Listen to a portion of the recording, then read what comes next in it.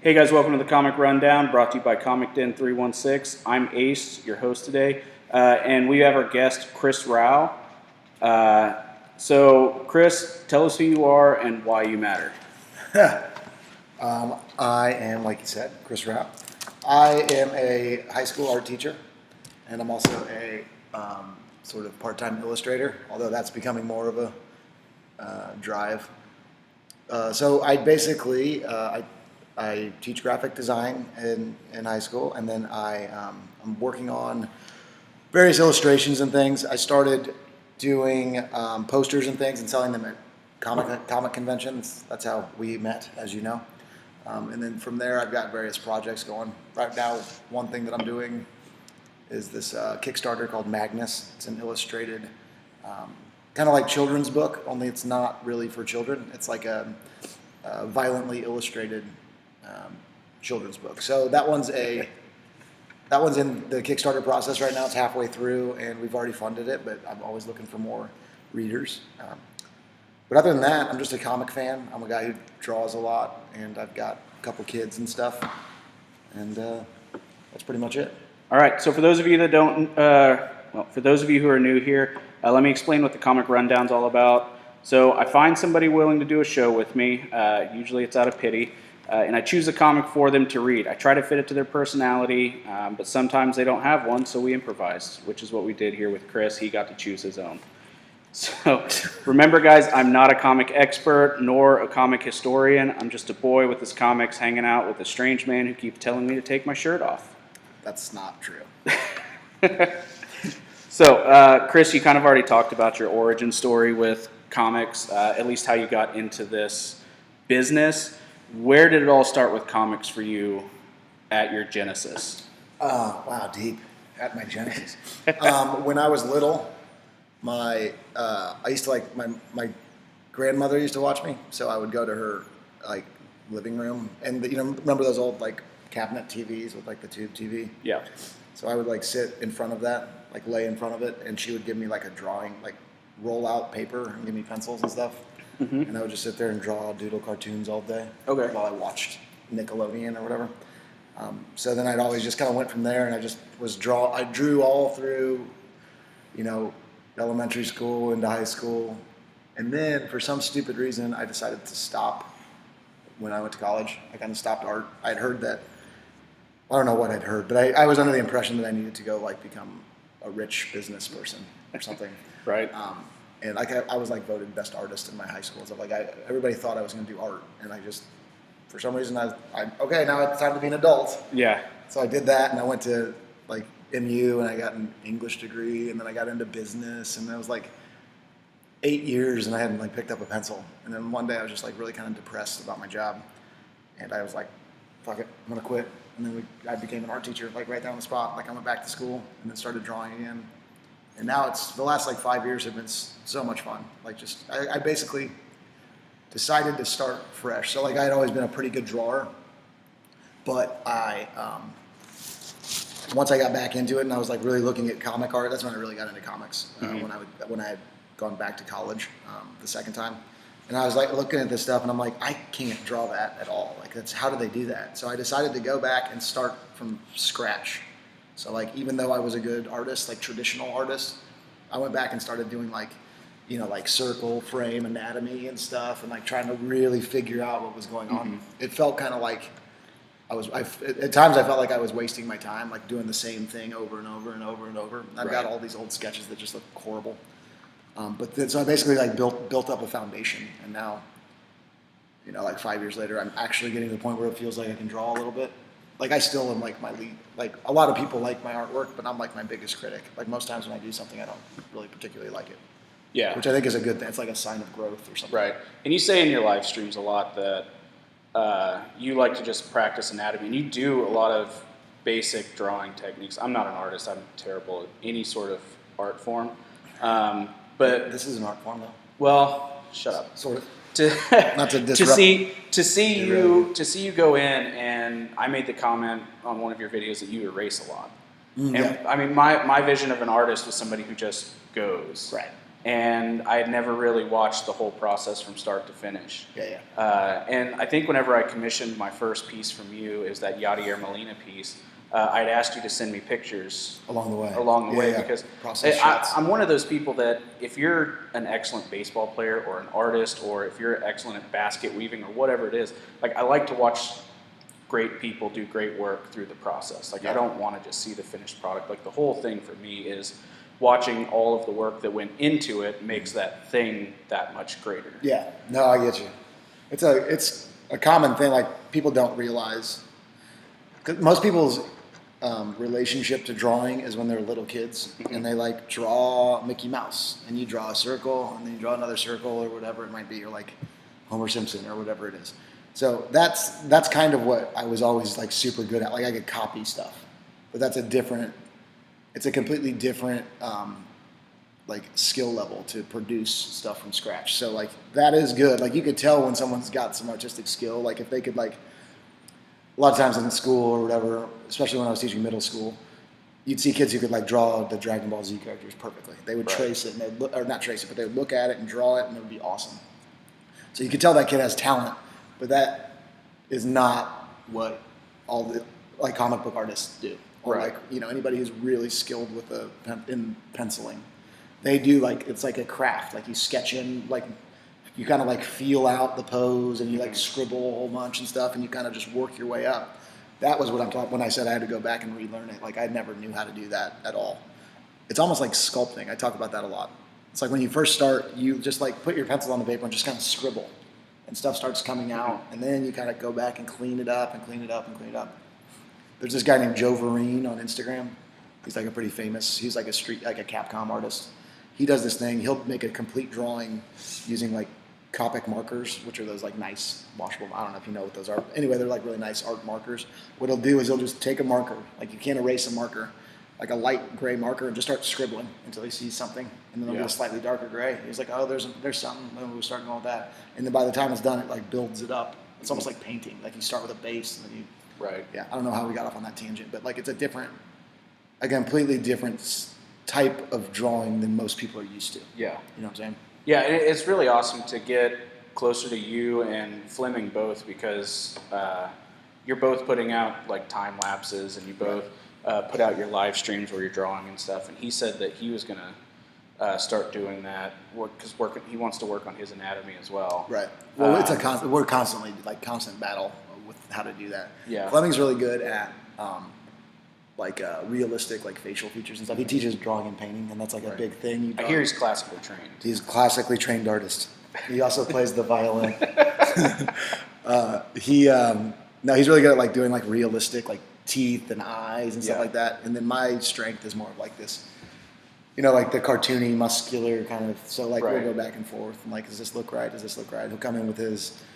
Sometimes like, oh, the shoulders and chest don't look quite right or whatever, So we like go back and forth, but it's a constant like struggle. Like neither of us are good, We're better than most people, right? But we're not like good. Like when you're looking at the people, we're trying to be like. Well, I mean that's all perception though, because I've got 3 of your pieces on my wall, and I've got 2 of his.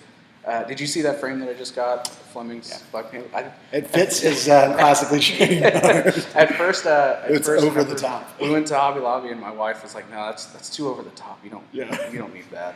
And I was like, "Yeah, but he's royalty, and it's." It reminds me of this chest right. Yeah. If you don't know what Ace is talking about, he bought a Black Panther piece of art, and it's basically just a nerd drawing a comic character, but he put it in the most obscene, elegant, like Victorian frame. It's beautiful. It's gigantic. It's beautiful. Looks good. I usually do that to one. It goes well. And what drew me to that was the circle of like African art that he's got in the background, all that movement that he added, and that's kind of what I was getting to. Is like you two have 2 very different styles, and you're both good at different things. Right. You're like you said, you're very good, at least in my mind, at the how do I say, the cartoony, big, bulked out, exaggerated features, whereas he does a lot of, especially with this Apollo project, I told him that he does a great job of adding flow and movement to a static piece. Yeah, right. He's really, yeah, so that's exactly right. So my background, Which like is as not I- classically trained. well, I actually am, I guess you would say. I can't tell you how many times in college, how many hours I spent just staring at like a naked dude drawing him in a classroom or a chick, and they're never like pleasant to look at. It's Right. always like some dude, Yeah. some guy who's trying to make like an extra $7. Yeah. But yeah, no, like, but anyway, back to what we were saying. So I used to, like I was saying, I'd draw cartoons and I'd watch Nickelodeon, and then as I got older, I'd watch like X-Men, the animated series on Fox or whatever. So like and those comics when I was in middle school are like what really would inform me. Those big, bulky, like bright, colorful, Right. I think of like the yellow Wolverine with the blue, Yeah. underwear or whatever. Like Right. that was my era of like influence. The era of completely unrealistic superhero costumes. That's right. That's right. Yeah, they made fun of that in like the first X-Men movie. I remember it's like, we're supposed to wear yellow tights or something. Yeah. I'm like, yeah, wear the yellow tights, man. They're cool. If the Avengers have taught us anything, Yeah. wear the yellow tights. And I think part of my appreciation for what you guys do, and I love going to Comic Cons. For one, I get to get all my pieces signed and stuff like Right. that. But I really like going for the art because it's the only place you can go where there's a million different styles, and nobody says that style sucks. Yeah, you're totally right. You don't. Well, if you look, not to be a snob, if you look closely, you can definitely tell which ones stand out as being super skilled. Right. But sometimes you'll look at something and you'll be like, that doesn't quite look right. But then you notice that artist is like really fucking good. Like, Right. so it's kind of like the old, like the Picasso thing. Like, why does he paint like so weird, right? It's like, if you actually, like Pablo Picasso could paint you photorealistically if you want. Right. He's doing it as a choice. So in that case, when you see those Yeah. weird choices that people make, those are really fun style. Like it's a fun trip down like a style.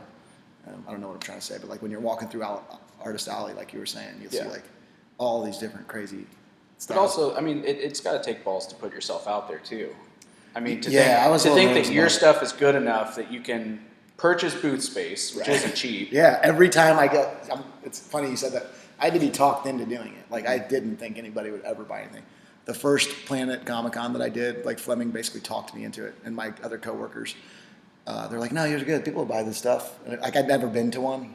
Like so, they had been as guests, and they're like, "No, they'd buy it." And I was like, "Okay." So I went and I did not think. I was like saying to myself, like, if I make like 2 or 3 sales, that'll be amazing. That'll be worth it, because I get my booth space is gifted to me by my in-laws every year for like my Christmas gift. So it's like it's like a fun free weekend. And I was like, man, if I could just sell like 2 or 3, and it just like the sports players, like the Molina thing you talk about, like the Royals and stuff, it just hit right. And like I had a line at my booth. I was like, every time every time someone asks to buy something from me, I'm a little bit shocked. I'm like, are you sure about that? And I was just like, no, I'll take one of those. Like I felt like I was like at a fast food restaurant, like at the counter. And I was like, holy shit, these people are like, this is actually a thing. People actually like this. It's a nice feeling. I tell people like, they're like, did you have fun? It's like, yeah, I basically hung around with nerds all for like 3 days, drank some beer, and people threw money at me and told me how great I was. Yeah, it's decent. It's good, yeah. not a bad weekend. You always come back with a little bit of a swollen head. But even still, like I've been successful now, like 3 or 4 different conventions. Every time I go, you can ask Fleming about it. Every time I go, I'm like, man, I don't know. I don't think anybody's gonna buy anything this time. It's gonna be pretty slow. I don't think it's gonna work. And it always works. I don't know why I have this level of. Yeah, I think you need to talk to Fleming about that too, because he makes 4 prints of everything whenever he goes, and that's it. And then he sells out. Yep. I mean, the first day. Right, that happened. It's because we underestimate. I'm starting to get better at that. I actually, now that it's become Chris Rau Art, that's the company.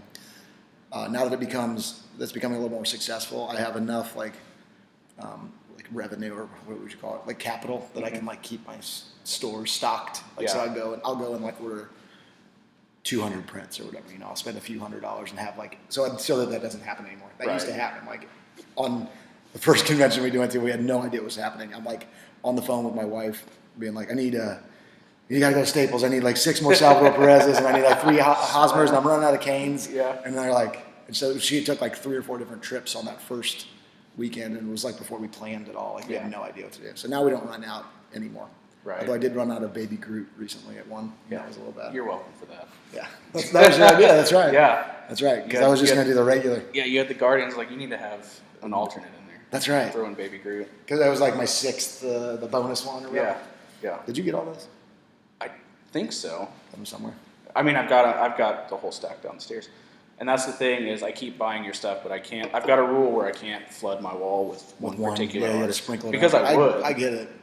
And I think I'm slowly getting everything framed. I've slowed down on buying pieces because it used to be whenever I'd show up, I'd buy anything that caught my eye. Yeah. You know, as long as my budget allowed, because I'm just a poor teacher anyway, so I can't buy everything. that I Right. like. Well, if you do less though each time, it like means more or whatever. Yeah, and that's It's the kind of thing competition is, in your mind of what you're going to get. well, and just like you were saying that you're getting better at this Comic-Con thing, me and my buddy Kent, we go to all these things together, Yeah. and we're getting better. Right. So whenever we first went, we had no idea what a print farmer was. We just saw giant walls of cool art, and we are like, oh, hey, that's Yeah. awesome.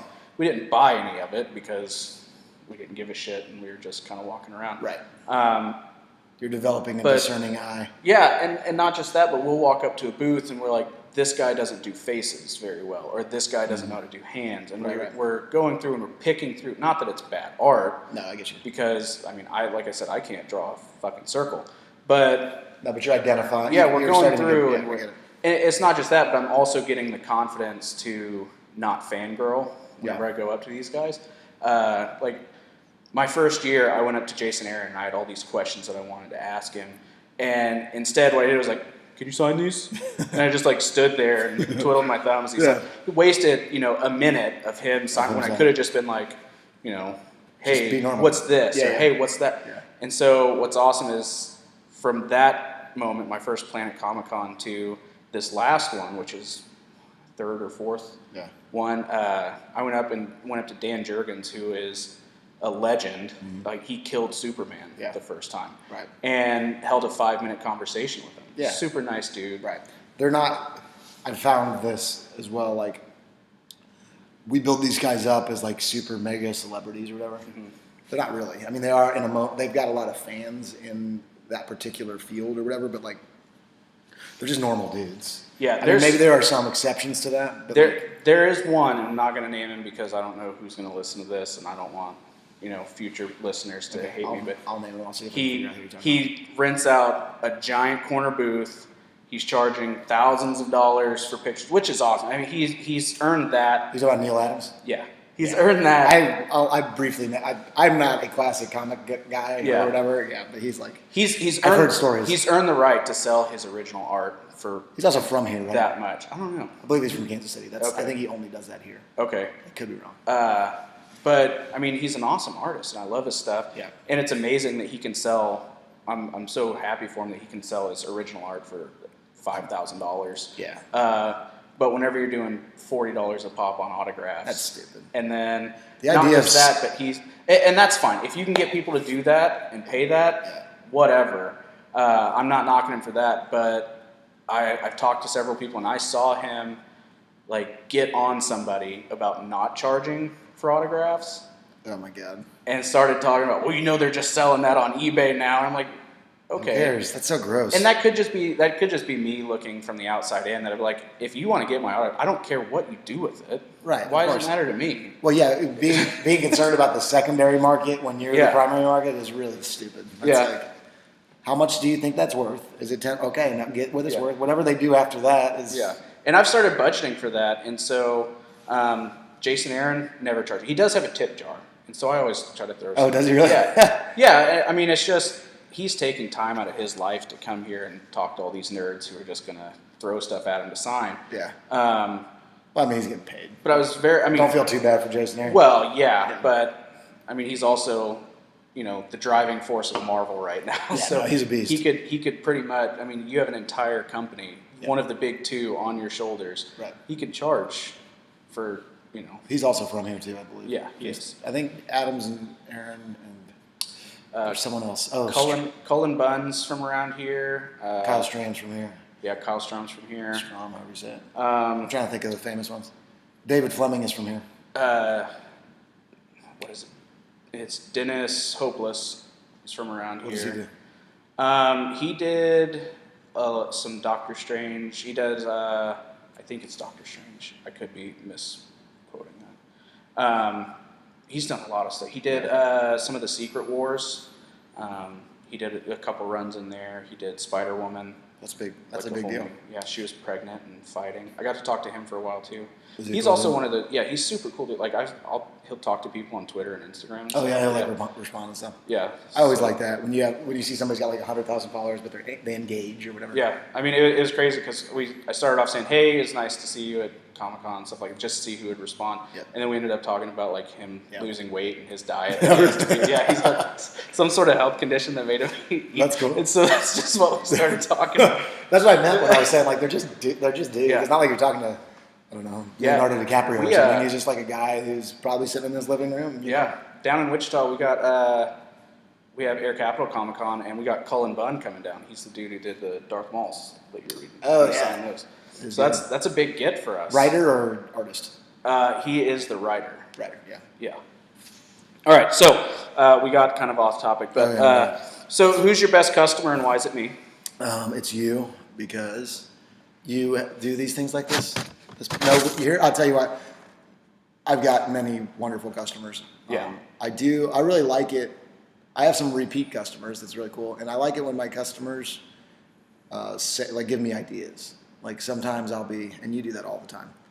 Well, this Magnus project was, you're like co-creator of that thing, basically. It's like, I'll draw something and then you'll just be like, hey, you should do this or whatever, you should do that. And it's something that I hadn't thought of. Particularly with somebody like you who has like this vast experience with comics. Like you have, whether you realize it or not, you've looked at so many panels that you have an idea of how like action should move and stuff. So, I don't know. I like that. There's a lot of different types of people out there who are into different things. You know, like I've got this girl who buys from me very often. She's really into Star Wars and stuff, which I'm a Star Wars movie fan, but I'm not like what's it called, extended universe person. Right. But she's got all these different characters she wants me to draw and stuff. So it's like it opens up her name's Hannah, by the way. It opens up just like an avenue that I wouldn't otherwise have been exposed to or whatever. Like somebody will. My sports characters were like really big, so I'll have people ask me to do people I've never heard of. It's World Cup time right now. Somebody had me do this guy named Harry Kane, who's like an English soccer player. It's like apparently he's very famous in the world. But I did that, and it went well, and people have bought them, and now the world this is a small thing, but the World Cup's on now, and I was like, oh, I drew that dude. Let's watch this. Yeah. You know, it's just like when you reach out to your customers, all bring a different thing to the table. You should do that Brazilian guy who's biting people. Neymar? No, I don't. The only one I know is Neymar. The little guy. It was last. I don't think they've talked about it this year, but a Brazilian guy who's it was last time the World Cup was going on. They were taking bets on how many people he would bite per game. Like it was something you could bet on. He'd go up behind him and like bite him on the shoulder and stuff like that. So you should do a picture, Magnus style. Mouthful of like. That's not a bad idea. Mouthful of gristle, blood running down his jersey. There is an awesome. Ryan Otley does this amazing Invincible. It's at one point in this fight, like one of these fights, he's like, you get like the whole full bite and rip out of like this dude's neck, and there's just like blood everywhere. I can't remember which fight it is. I'm totally going to do that with Magnus. Have you read any Spread before? I haven't. Kyle? It's the one thing that I haven't. Like everybody tells me I should read it. It's a whole different type of gore. Yeah. But I've talked to a few people. It's like kind of like minimalist, cartoony kind of look. It's not really. The art in it is ultra detailed. Oh, it is? So you have this giant red blob spread thing, and there's teeth and horns and hooks and all kinds of shit going on inside the spread. The art is super, crazy detailed. The talking is very minimal. Oh, okay. It's very image driven. Now, as you get further into it, there's more and more dialogue that happens. So by the time you finish the series in Volume 5, there's a lot of talking because they're finally answering all the questions that you had going through the series of why this is happening, what's going on. So you have to kind of explain that. It's always been at the top of my list. Yeah, check it out. But anyway, that is just unadulterated gore as well. It's like gross. Yeah, I've talked to, because what Kyle did was, it's almost like for each issue, you got a different artist to work on it, which is awesome because you have you'll walk through a Comic-Con and 10 different booths will be having spread for sale. Yeah. So imagine if you had like 4 different people work on Magnus, and Right. then 4 booths were selling your Yeah. Magnus. But like that's what people are doing. And That's it's super cool. That's a good it's idea. epic because not only does it get his name out, but it also gets the book out. Yeah. Because a million different artists And then worked you on it. network, and then you become your fans become fans from another Right. fan group or whatever. And so I was talking to a couple people, and they're like, "Yeah, it's great because what we do is we definitely have a style that we have to stick to, but we essentially get to think of the grossest thing possible, Yeah. and draw And that. just draw it, yeah. And so That's a they cool have, idea. yeah, they have one scene. It's one of my favorites where this dude's got arrows in his back, and he's got like a coat on, and he just looks crazy. And then it like zooms into his face, and his eyeball opens up into a mouth, and then just like gross. everything shoots So you can out. just go. So there's like freedom to get weird Yeah, and do it's whatever. as weird as you want. dude, There I'm are in. no rules when it comes to I'm gonna this read thing. it. Yeah, for sure. So you've done a lot of work for like companies and nonprofits over the year. Talk about some of those. You can go ahead and plug them. I know you did. So I do. My biggest one that I do is Martin City Brewery here in Kansas City. Mm-hmm. I do the labels for all of like these beers that we're currently drinking. That's right, ladies and gentlemen.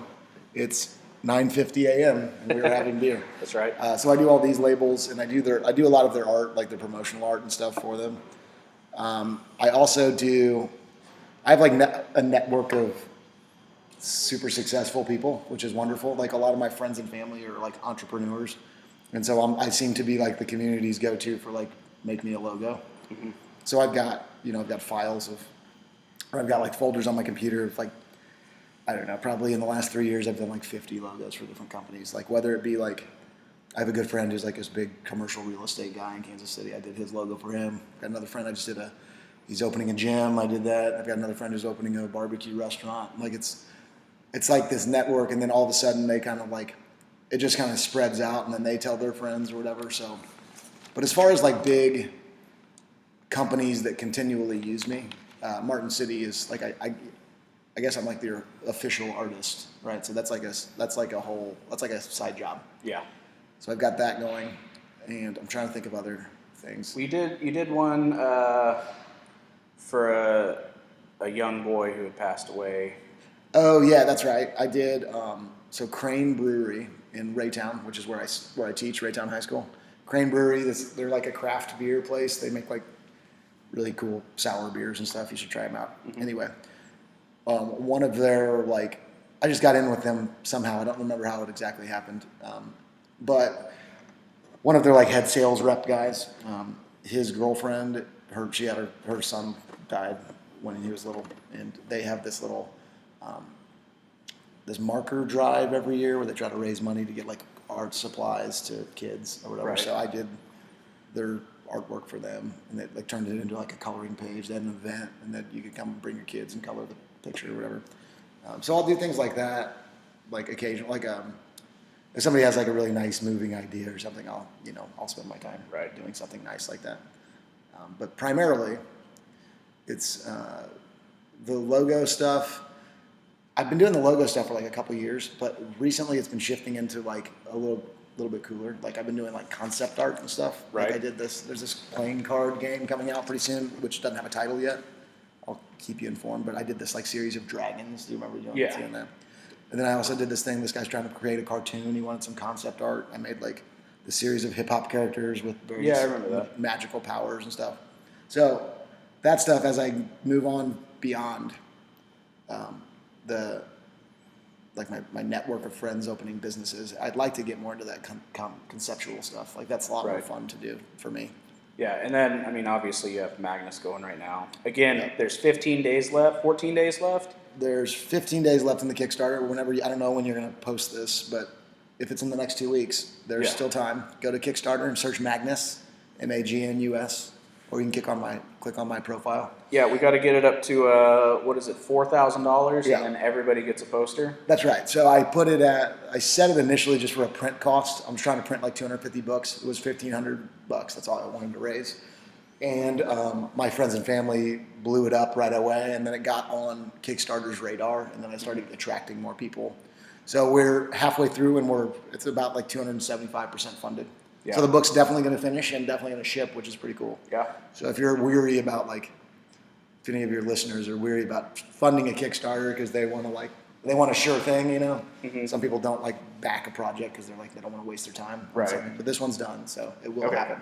And I will provide Chris's name, address, and phone number. So if it does fall through, you That's can right. travel to his home. Yes, absolutely. Come on in. You can talk to me personally. Yeah. So now with this show, I know this is unofficially episode 2. There was a lost episode that I'm currently trying to get back. When you're mega famous, it's going to surface the lost episode. But so on my page, this will be episode 2.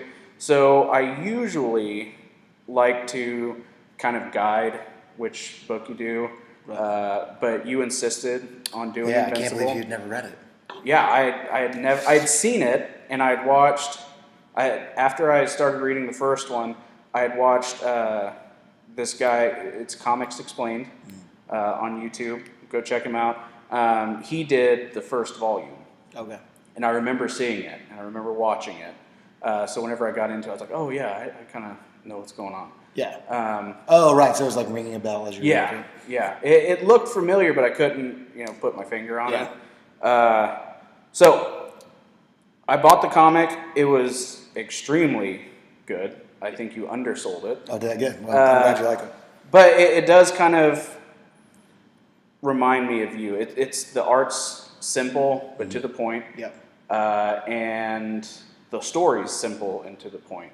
Right. Which is kind of what Kirkman's never had super complex writing, right. But he gets super complex stories. Yes, exactly.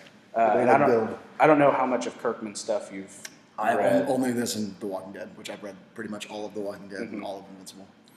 And I'm trying to. You turned me on to one. What was the one that recently that you told me to read? I read the first issue. Was it? Wasn't Something Bastards? Was that? What was it called? Is it Outcast? Yes, that was another Kirkman. That's what I'm saying. Yeah. I was trying to think of a Kirkman that I read the first issue of that. That was really good. But yeah, you're right. He does his writing style. It's so cool. It's very. It's like on the surface, it seems like you're reading a simple, silly story. Right. But then it just has this tendency to build into an epic thing. Like before you realize it, like wait, what? Oh my God, there's so much involved here. You didn't even realize it was happening.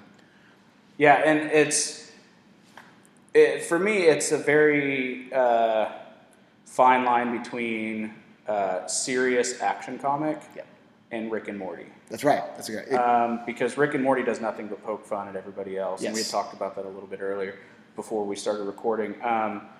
But it's got a serious storyline that would be great for any sort of movie or TV show. But except it's also a little naked. There's like a spoof happening. Yeah, they're making fun of Spider-Man and Superman. Right. It's weird. It kind of built in the first issue. That's really the case. Like it seems like it was written initially to be like a spoof on Superman.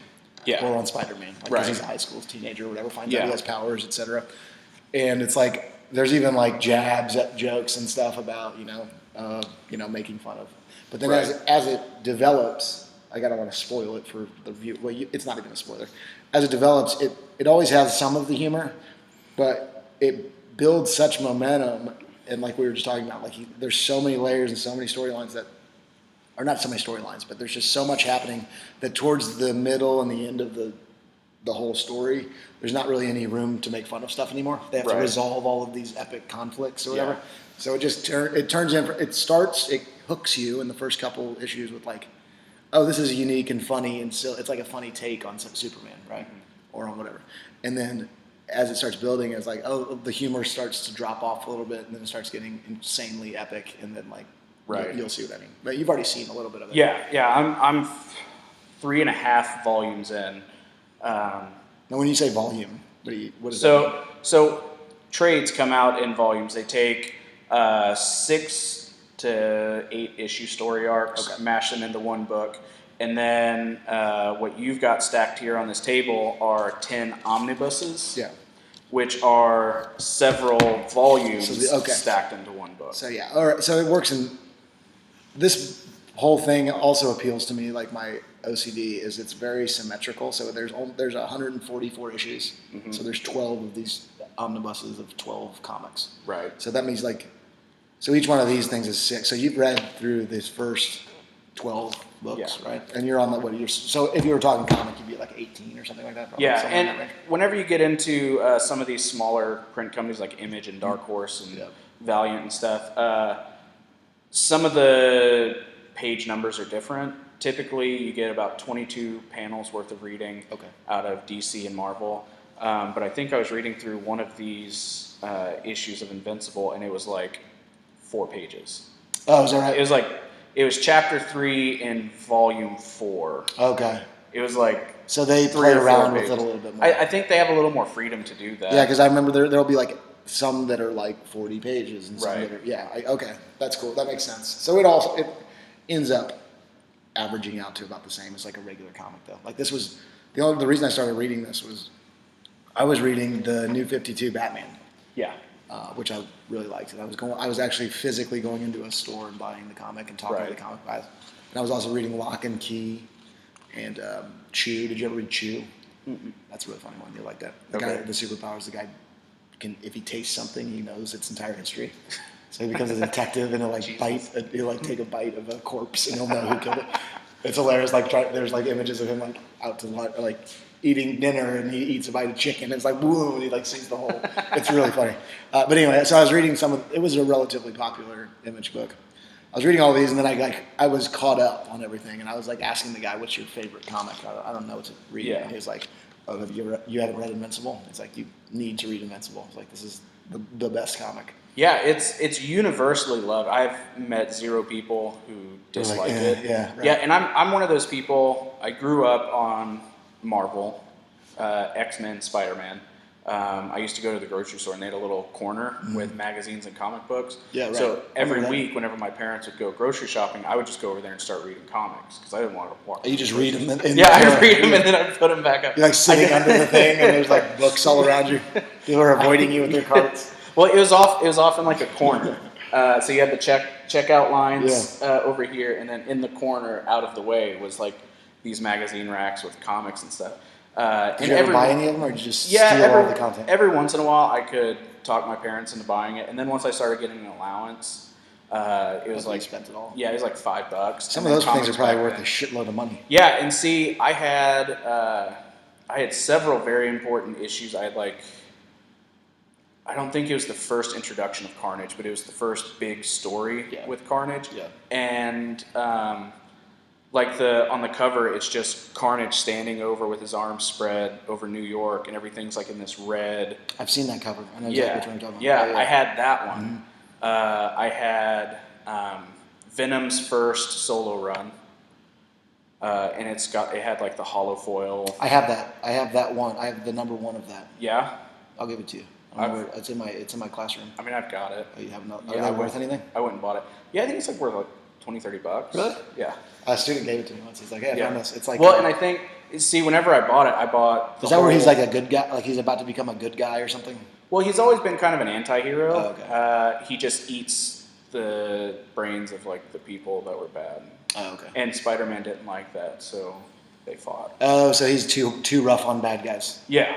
Yeah, and then so he's not supposed to be eating people, but also the symbiote had something to do with it because Spider-Man was like the perfect host for it, so it's always trying to get back to Spider-Man. It liked that Spider-Man brain. Yeah, and so I think with Venom coming out, I think that's boosted the value of it because when I bought the whole run for like $15. Yeah, and it's in great conditions, no tears, wrinkles, anything like that. Mine's all jacked. But then I went back to the same comic book store that I bought it from, and they have just the one issue up on the wall, not signed or anything, and it's like $30. Wow, look So at that. Okay, That's awesome. Man. Yeah, good investment. Yeah. But why How did we get off on Venom? We're talking about Invincible. Oh, how I got into it. Oh, everybody likes it. Okay, so and then I was talking about me reading it like the. Oh, with the yeah. So I used to have all those comics, and that's what I grew up on. Yeah. And so whenever I went back into comics, 5-6 years ago, was whenever I dove back in because I had money. Yeah. I had just gotten my first teaching job, and I was getting a good paycheck, so It's like, all right, let's dive back in. That's what I dove into, was the old things that I knew. And so you missed some of these other things. And so what really pissed me off was that X-Men has gotten so convoluted. Yeah. That there's so much time shifting and moving and people coming back from the dead, and then all of a sudden future people are back as kids, and I couldn't get back into it. Right. It was just impossible. But I got into Spider-Man, I got into Iron Man, and I got into a few others. And some came and some went, and then I got into some of the DC. But I'm always wary about getting into some of these smaller print stuff. Right. Because I don't have a whole lot of money. Yeah. And so it's hard for me to dedicate that to. Right. But now that I have people like you in my life and people like Fleming who are kind of pushing these other stories on me, and now that I can go to Comic-Cons and people are like, oh no, you got to check this out. Yeah. I resisted reading Strain for the longest time. Yeah. I had seen it, at 5 different Comic-Cons, because I go to Air Capital in Wichita, I go to KC, I go to Planet, and then I sometimes go over to Smallville and Hutch, and I see it every time. I go to any of those. So finally I picked it up and I was like, what the hell have I been doing with my life? Well, what you just said there is like, that's the reason I read these. Like I don't want to jump in on issue 841 of Batman and try to figure out what's going on. Right. I like to, this is the perfect size. Like this is kind of long actually. But like, if you could jump in on issue 1 and there's an ending that's like relatively, like within like 100 issues, like you have a full story. Yeah. I understand there's story arcs and things. That's why I was attracted to when they rebooted the New 52. I was like, okay, here's a point I can jump in on. Yeah. So like I started reading that Court of Owls thing, and then I read the Death of the Family one, and like so those were nice. It felt like I had a beginning, and I could actually finish the story. Yeah. As opposed to like if you don't get half the stuff if you jump in on issue 727. Right, and that's the real downside to like Marvel and DC, because Iron Man will never end. Right. Spider-Man will never end. They'll reboot it a million times, and they'll retell those stories. I need a climax and a finish. I know there is if you look hard enough at like what should I start at or whatever. Right. But I like the completed story. Yeah. The other one that I really really love is a similar like cartoony violent action thing is Luther Strode, which hopefully you'll read one of these days. And it's the same thing. It's like 3 6 comic issues, and maybe it's more than that. It's something in like the 20 to 50 comics, right? And it's a completely finished story, and it's great. That's what I like to read. Yeah, and that's so. Getting back to Invincible is with with Kirkman's writing. Yeah, he does really good about starting with an attention grabber. Yeah, and I'm assuming that he's got a satisfying ending. Yes, to the whole story. It definitely concludes. Like exactly, or not exactly. There are no real there's nothing left up at the end. Yeah, so the attention grabber you get, and I also like that he immediately establishes that superheroes have no problem with killing people. Yes, that's right. So he throws this dude with a bomb strapped to his chest, and the whole time he's just like, dude, you're really ruining my evening. You're going to give me a heart attack, whatever. Yeah. Throws this guy, he explodes, and then he falls down. He's like, all right, I'm going to get back to work. To high school. And so it's awesome because I think that's how real superheroes would be. Of course. Like, imagine the restraint you would have to have. If you could just, eat if you were, as strong as a gorilla, how hard it would be not to just... Right. Kill people all the time. Yeah, so it is an attention getter. It gets you into it, but I think the real attention getter is on the next page where his mom makes a masturbation joke. Yes. Where she's, if you keep doing that, you're going to give yourself a heart attack. Right. So you get a masturbation joke and a poop joke, and a dead bad guy all in one. The first. Yeah. It's everything a comic book needs. Right. But that's something that I noticed a lot is that. If you were to grow up and have a super family, and your dad was completely honest with you, that, hey, this is who I am, Superman. This is what's going on. You may or may not become one of me. Yeah. If you were very honest with your family and open, then this is how it would be. Right. Oh, what'd you do today, honey? I had to fight a dragon. Right. Oh, did you bring me anything nice? Yeah. You bring me anything nice from Singapore? Last time you didn't bring me anything. Right. That's how it would be. That's exactly how it would be. Especially when there's no fear. We're talking about Mark's dad right now. The Omni-Man. He's like the the Superman of this story, kind of like he's an established Superman. So they just sit down at dinner and they're like, and there's like images of him like killing monsters and stuff. And he that's nice, honey. But there's no danger of him dying or anything. She's never worried about him. He's just more like, would you pick me up at the airport after you defeated that world-eating warrior or whatever? And so then Mark just goes to high school, like a normal kid. Right. I like the panel where they do, he's getting ready to throw the trash bag. Yeah, that was like a classic. And it goes like 8 miles into the sky. And then comes down. And then 2 volumes later, in volume 3, it comes back. That's it? Yeah. I didn't pick that up. It might be it's like towards the end of volume 2. He's like fighting somebody in Antarctica or something like that. I didn't even know that. No, it's in Russia. Yeah. Some dude's walking down the street in Russia, and all of a sudden a trash bag falls from the sky. How did I not see that? I gotta look at that when we get down. Yeah, I think it's somewhere in volume 2, and it's just a random. So it's like action, dialogue, and then it just cuts to Russia for no reason. Nothing's happening in Russia, but this dude's walking down the street, and all of a sudden a trash bag falls out of the sky. So that type of joke is common throughout the entire run of Invincible. Like there's just like this.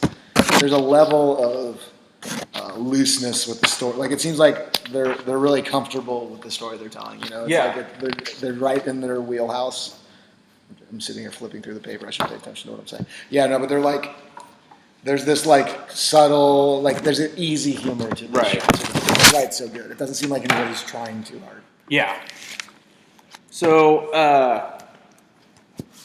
Mark, after he finds out that he has powers, he goes out onto his ledge, and then he goes, all right, fuck it, I'm going. So should I jump? Should I not jump?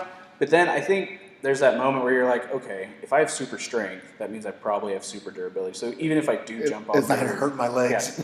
Yeah. So if you had superpowers, first off, which one would you like? If you could have one, what would you want? I guess flight, right? Isn't that what everybody says? I feel like I would pick the ability to eat whatever I want and be in perfect shape. How about that? Okay. That's more like magic, though. That's not really what we're talking about. Well, I mean, there are superheroes with magic. No, I would think I would just do the standard superhero package, or like the standard Superman package. Super strong and super fast and fly. All right. So in my lost episode that I did with Kent, we talked about this. Yeah. And I asked him what superpower he'd want. He said invisibility because he wanted to go into girls' locker rooms. Boys' locker rooms. So whenever we were talking about it, I think he said he wanted to fly. I was like, all right, now here's the caveat. You can't land. Whatever you stops halfway. Whatever you can only fly 1 inch above the ground. No, but whatever superpower you have to also pair that with durability. Oh, with durability, right? Because if you can fly, if you can jump over a mountain, you land, you shatter every bone in your body. Also, and that's the thing. If you're flying if you're flying 800 miles an hour, right, and you hit a June bug, that June bug is going to plow through your skull. That's right. And these are the type of conversation. These are the types of things that they deal with in Invincible. Actually. Right. Not that exactly, but they do talk about it. Yeah. And so, also with the Flash, and I think somebody started hounding the creators of the Flash at some point, because if you ran that fast, the friction of you running through the air would burst you into flames. Would rip your skin off too, probably. Wow, yeah. I mean, think about a space shuttle coming back into orbit. That's exactly what would happen. So then, in one of the issues I just read from the Flash, they're like, "Oh, luckily, the Speed Force creates an air cushion." I'm like, okay, but then that air cushion's still creating friction. So what the hell are you doing? It should just be a ball of flame flying through. It should look like that scene from Griswold Christmas when he sprays it and it just leaves the fire. That reminds me of one of my favorite lines from a movie. Have you ever seen Thank You for Smoking? Yes. And the guy's like, he's pitching the story about like this space cowboy or whatever. And he's like, you can't have him smoking in outer space, man. He'll just explode. The whole shuttle will explode. And he's like, oh, that's an easy fix. One line of dialogue. Thank God they invented the whatever machine. That's exactly right. Yeah, and you see that a lot. And they even talk about that. They don't really. They do. They go hands on though. There's a scene in Volume 4, which eventually we'll probably cover, where Robot just goes, "Yes, we did fix the problem, but it would take way too long to explain." And then they just next scene. They just cut to something else. That's right. So whenever he encounters his first villains, we kind of see his shitty outfit. Yes. And this is something that in Very certain Spider-Man-y. in certain comics they do touch on it. Yeah. But then everyone else, it's just assumed that they made their own costume. Yeah. But there'd be a huge market for underground superhero costume makers, right? Of course. And they didn't put that in this. Yeah. So it's really, I like how they kind of developed it, because he doesn't like his outfit at first. Yeah. And then the guy's like, listen, if you don't like it, just go figure out what your name is, and then we'll work from there. Yeah. So we see the stereotypical bully picking on somebody. He's got the buzz cut hair and Right. cut off sleeves, and Mark just crushes him into the locker. Yeah. But like you said, how hard would it be to hold back Right, so that's your power? especially if you're angry. Yeah. Like if you were doing that move, like right there, you got to think he's at about 4% of his power, not even. Right, based on what we see later So on. imagine being super angry and then just being like, Yeah. it doesn't, you know. And you can't do that, or else everybody's going to know that you can't just like push them with your finger and crush a locker, or everybody's going to know you're a superhero. There's a slight spoiler for way in the future. At one point, there is a really little kid who has similar powers. Mm-hmm. And it's like he's really ready to go out and fight and they do a great job. It's like real bad guys. He's like, all right, let's do it. And he punches the guy as hard as he can and just completely murders him. Explodes. Like rips his jaw and his head off. And Mark is like, what? What'd you do? Yeah. Like, you can't just do that. So in here, in this first volume, we finally do see how he gets invincible. So it's based off of his principal, who's kind of, I've seen like throughout the story, his principal kind of turns into his moral compass. Yep. Which I wasn't expecting. Right. Because usually the principal is the one hounding him and stuff like that. And he goes, listen, I don't disagree with what you did. I disagree with how you handled it. Yeah. But you can't just go picking on everybody because you're not invincible. And he's like, now, I don't know how you go from invincible to the costume choice. Right. But oh, you don't see it? Can you see that big eye? There's a giant eye. See, the top of the eye is the yellow. Right, I get that, but yeah, I don't understand like the color choices, how that. And yeah. I mean, because his dad also has the O on there. The match. But I really liked his dad's origin story. And on the way up here, I rewatched the Comics Explained Volume 1 on this. I just threw it up on my phone and listened to it over the speakers. And whenever I did the summary of Volume 1, I assumed it was more like a Superman origin, minus the exploding planet. But what he had said was this is almost verbatim Silver Surfer. Oh, I don't know that. So Silver Surfer, Norrin Rad, was part of this race, and they became super sophisticated, super advanced, and they'd experienced everything they had to experience. Mm-hmm. And so then they started experimenting with like drugs and killing people, and you know how that made him feel, all like very scientifically, I guess. And then all of a sudden, Norrin Rad just like talks to Galactus because he's coming to eat the planet, and then that's how he leaves. And so instead of somebody coming to destroy their planet, and they say, okay, we're just going to go out and help other people get to where we are.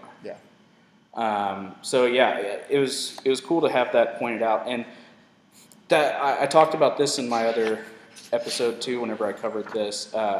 You can tell that Kirkman is a real comic book fan, even though he like pokes fun at the tropes and stuff like that. He calls back to like deep track stuff like that. Yeah. He calls back to Norrin Rad, or he calls back to, we'll see later, some guy's got the Superman Red Sun shirt. Oh, right. So you can tell that he's always been ingrained in this life, and now he's just going through, which gives him the right to make fun of it. Right. So he's bringing some meat to the table here. He's got like, he knows what he's talking about. Right. There's like context behind all of these inside jokes and stuff. Now, the one thing I love about this, not the one thing, so almost panel for panel, well, this is a spoiler alert. Spoiler alert, not really though, because we're going to get to it. It's still early on in the story of Invincible. You see Dad talking about this. I'm trying to see if it's in the, okay. So this whole panel by panel when they're explaining the Viltrumite, way of life and all that. It's all it's what you call an unreliable narrator. Yeah. although you don't know that it's an unreliable narrator yet. Right. Which makes it even cooler. So you'll see him talking about, there's these super powerful race. They want to go spread love and happiness throughout the galaxy. And then a few episodes or issues later, have you noticed this? It's exactly the It's same. the exact same panel layout, Bloodier. only you get what actually happens, Yeah. not Mark's dad's story, and it's just like brutal violence, and Right. it's like they were like even the same characters, except they're like angry Yeah. now. You know, it's like this, and they go back to this again, even still, and it's like Right. I don't know. Like this happens quite a lot. Like that happened like in The Last Jedi or whatever. Like Yeah. you hear Luke's version, then you hear Kylo Ren's version, and then there's like the truth somewhere in the middle. But it's like you don't, when you're first reading this in issue 2, it's still kind of cute, fun story. Right. And this is what I was talking about. Because he's explaining this to his 7-year-old son. 7-year-old son, right. And then, or maybe it's to his 17-year-old. Well, either way. Oh, yeah, that's when he was a little kid. Yeah, so he's explaining it to Right. his 7-year-old son, and his kid's just like, is this going to happen to me too? Do I get these powers? Yep, yep. And playing with his Right. transformer. Yeah, there's a little bit of a narrative shift. Yeah. That moment that I was just talking about, without spoiling too much, once that moment hits in like issue 10 or whatever, the entire series changes. Like Yeah. it's like, oh, maybe this isn't just a kid's book. You know, this is really awesome. Another thing that I was just reminded of as we were just flipping through the pages here. So, a panel that I always, for some reason, I always remember. I like refer to it very often. Is like when Invincible and Adam Eve, his, the love interest or whatever, when she's like first helping him, part of the gang or whatever, and they just start flying, Yeah. and he's like, well, you can't just fly in the middle of, people will see you. And she's Yeah, like, well, don't worry, nobody looks up. Yeah, nobody ever I looks think up. about that all the time. Nobody ever looks ever up. looks You up. just like see that there could be people flying above us right now.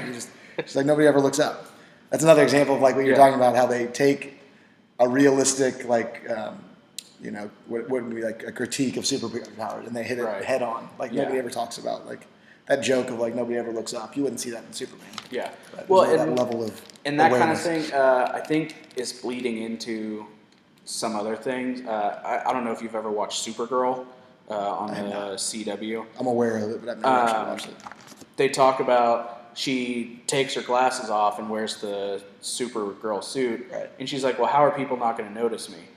And the person who's like helping her out, she goes, "Nobody's going to notice you because nobody expects it from you. Right. So you put the glasses on." Yeah. And people think you're this meek little girl. Right. You take the glasses off and you turn into Supergirl, and nobody's going to put those two pieces together because why would they ever think of you? Right. You're nobody. Yeah, yeah. Now, if you were Madonna, Right. and then you came out, people were like, "Is that Madonna?" Yeah. That's why that was what was so refreshing about that the first Iron Man movie, when he's like, Yeah. yeah, fucking I'm Iron Man or Yeah. whatever at the end. That's like, because you would think of Tony Stark as being that person. Another thing you don't think of is not only do people not look up, the Clark Kent Superman thing. Like if you're watching, like if you're friends with Clark Kent and Superman is near you, you would probably be able to tell. Right. But most of the time, you're seeing Superman on like CNN, presumably, like 100 miles away, smashing Yeah. into buildings and stuff. You're not gonna be Right. able to make out Moving. facial features or Yeah. whatever. All right, pause for a second. I gotta go to the restroom. Is that Okay. Yeah. Well. All right. This is going to be part 2. Chris had to go pee, but And we're gonna get off topic for just a second. We're gonna talk a little bit of Magnus because as we were taking a break, he just got one more person to buy his book. Yeah, just got another pledge. So you were just asking if my buddy, so my Ace and I developed the outline of the story, but we didn't really, we didn't write it. We didn't have like a writer. So my friend Sam Taibbi is an author, and he's really good. He's the one who's writing it. So we gave him the outline and the images and stuff, as you guys, well, you wouldn't know, but anyway, this is how it went. We gave him the outline and the images, and he is crafting like the story based on that. Like, and when I say story, I mean like the narrative voice and like the some of the names and locations and the scene, like the scenery and describing the whatever and adding dialogue. And so we initially had started. The idea was going to be like real, almost like Far Side comics, like one picture, one sentence about it. Mm-hmm.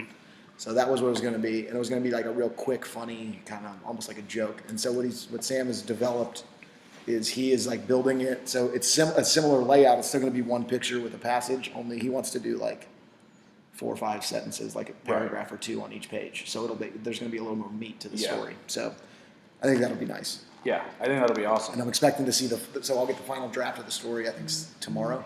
Yeah. Which is Sunday, I don't know, essentially halfway through the Kickstarter. And I've got all of the art done other than a couple of I'm going to add people's faces in. Yeah. I probably, and then I've got the layout of the book. I've probably got a few hours left on the book to get it all finished. Right. Maybe 10 hours. And I've got the printer all lined up, and he's a friend now, like a buddy of mine who's like in beer groups with me and stuff. He does printing. So he's going to have it all ready to go. Like as soon as the Kickstarter funds, I'm just going to plan on hopefully having everything done and just send it to the printer. Yeah, that'll be awesome. Yeah. I'm ready for it. Me too. I'm going to read it to my students. I hope it doesn't suck. You'll certainly be able to read it to your students. Maybe not show them some of the images. Yeah, we bounced just ideas, and it's just started off with you working on anatomy. Like that's how this whole thing started. I just wanted to make a little character. You just tooling mess around with. Yeah, exactly. So you're trying to create a character that, if another character you were drawing was holding a sword, you wanted to be able to practice with this guy holding a sword. That's right. That's right. Or if this guy was doing a roundhouse Jumping kick, over a building or whatever. Yeah.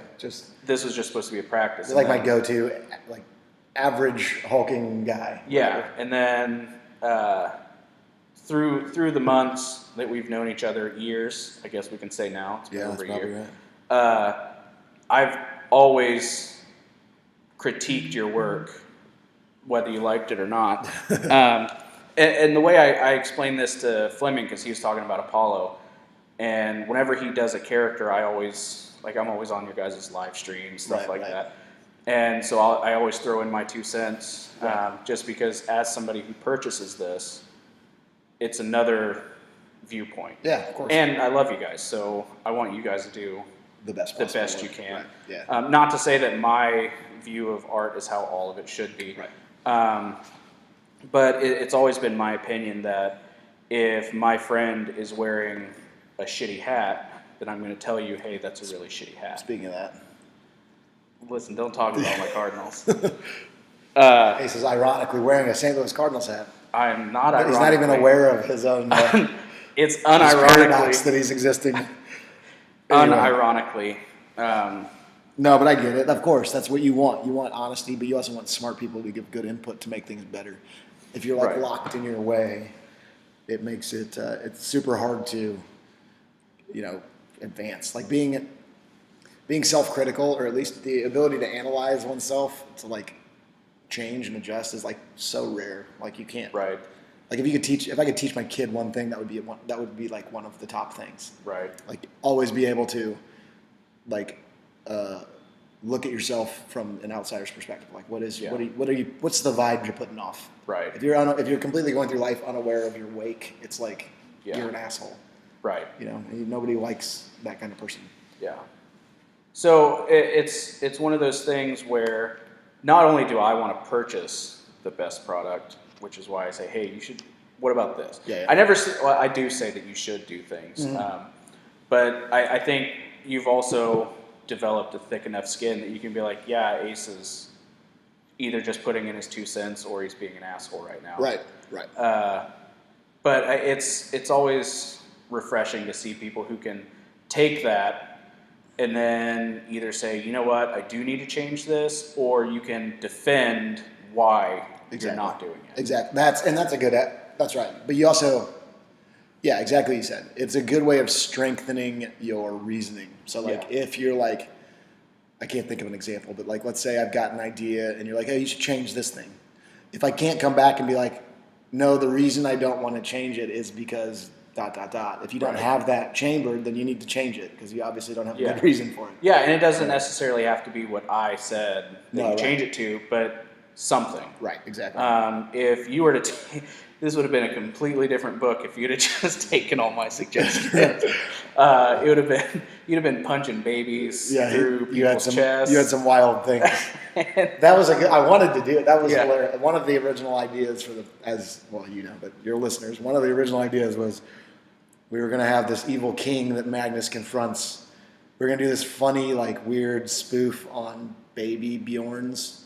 and have him wearing like a little demon on his chest, a little Yeah, baby demon. so my idea was that it was going to be Thunderdome-esque, where the little guy runs the show, but the big guy carries him around in a baby Bjorn, and he'd be a full-grown man. But the imagery of a fist crushing through a tiny baby. And then my thought was having Magnus do a montage scene of just running from the door, slaughtering all the people on the way, and then punching a hole through baby's face and through the big guy's chest. Yeah, it would look neat. It might not come across as well. And then you get a cease and desist notice from baby Bjorn. Yeah, so we did not put that in the book. It's a good idea, though. There's a lot of stuff on the cutting room floor of weird ace ideas. Yeah, I mean, But the problem is, like, if they're so funny, like, I'm with them, like, right up until the moment of execution. Right. Like, yeah, this is awesome. I love it. I love it. You start drawing it, and you're I like, don't think this is going to work. I don't know if I want my style to be babies punched in the face.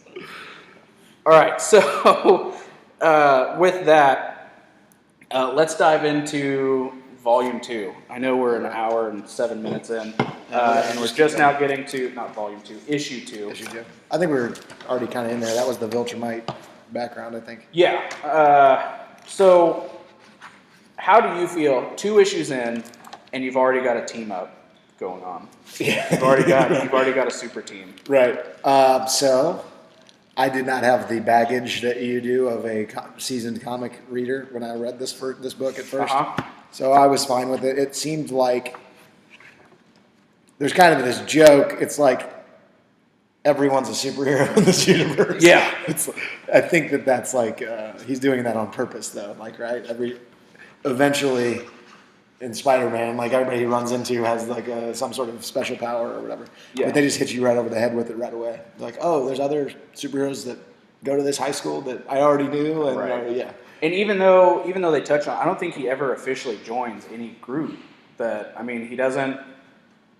He kind of does later on. They're like friends. Yeah, he goes, I don't really want to join your group, but I'll help out. Right, exactly. You know, we're gonna run into each other, so. Well, so part of the thing, and then this happens later on as well. Like, there is a larger Invincible universe than there are other comics. Mm-hmm. Like this Super Friends group, I can't remember what they're called. It's been a while. Team or whatever. There are other little one-off stories about them, and then like there's this like guy that's, is he? I'm trying to think. No, but so later on they're trying to like not subtly build a universe. Like he's like, let's start a team here, and let's do another one and do another. Yeah. He's like it's like an inside joke. I think it's like I'm gonna act like we have this well-established universe. Well, and that's also something. It's kind of a comic book trade secret of one. If you want to introduce a possible new character, into a story, then you have a story, and then like they just come in and help, and then they're gone, and then you kind of get a feel for what people thought. So there is a character like that later on. It felt very strange. Like, who is this? Why does it seem like everybody knows this guy? Yeah, he just helped save the day, and now he's gone again. And then if everybody hates that person, then they just never see him again. Yeah, they just go somewhere else. And then if everybody loves that character, then they roll them into either their own solo character. Like, is there a famous person who started that way that you can think of? Or a famous comic character? Yeah, a lot of... So, in Batman, they have the Bat Family. Yeah. So pretty much all of those characters happen like that. Red Hood or something, where like jumped in. Whenever they brought Jason Todd back, Jason Todd was universally hated as Robin. Right. For some reason, I don't... And now everybody loves him. But then, they brought it. So that's why they killed him. Yeah. That's why they had Joker kill him. And then somebody else came back, and they're like, you know what? Let's bring him back. It's this, and everybody loves him. What are the Robin names? How many were there? So you had Dick Grayson. That's the one. He's the one that turned into Nightwing. Okay, Nightwing. Then you have Jason Todd, which turned into the Red Hood. Then you have, he called himself Red Robin. Yeah. And then Damian Wayne now. Yeah, now it's Damian Wayne. He's dope. I like him. Yeah, because he was trained by the League of Assassins. Yeah. He's an angry guy, but he also just looks cool. And Yeah. he's, like, Well, and violent. I like how in Super Sons they still make him a little kid. Yeah, it's great. So he's all badass. And he's like, Yeah. I have to restrain myself from killing all these Yeah. people and blah, blah, blah. You're an idiot. And then he's like, oh, but I need my nightlight. Super Sons is great. If you guys have not read it, you totally should. It's one of my favorite artists, Jorge Jimenez. Yeah. That's an interesting aside here. There's a thing Fleming and I talk about it a lot, but we didn't really get into it earlier when we were talking about the different art styles. There is like a goal that people are attempting to achieve that's like basically Jim Lee style is like a good way to think of it. Mm-hmm. Like that's when you walk down the aisle or the alley at conventions and everybody kind of looks the same. It's kind of, I don't particularly like that. I do like it, like it's nice. It's a really good way to tell stories because it looks like realistic people doing Right. things. It doesn't have that most unique style though. So you'll see a lot of guys always trying to draw just like Jim Lee, right? And the best version of that I've ever seen, I think, is that Jorge Jimenez who does the Super Sons, because he does that, but there's also a touch of this. There's some hard edges and there's some really cool angles and violence and stuff. Yeah, which but I it also believe, has the correct, like the DC anatomy or whatever. it is. Yeah, I believe he's working alongside Scott Snyder. No way, really? Yeah, That's exciting. Because Snyder's taking over Justice League. Oh, Yeah, he just wrote this 4-part story called No Justice. Yeah.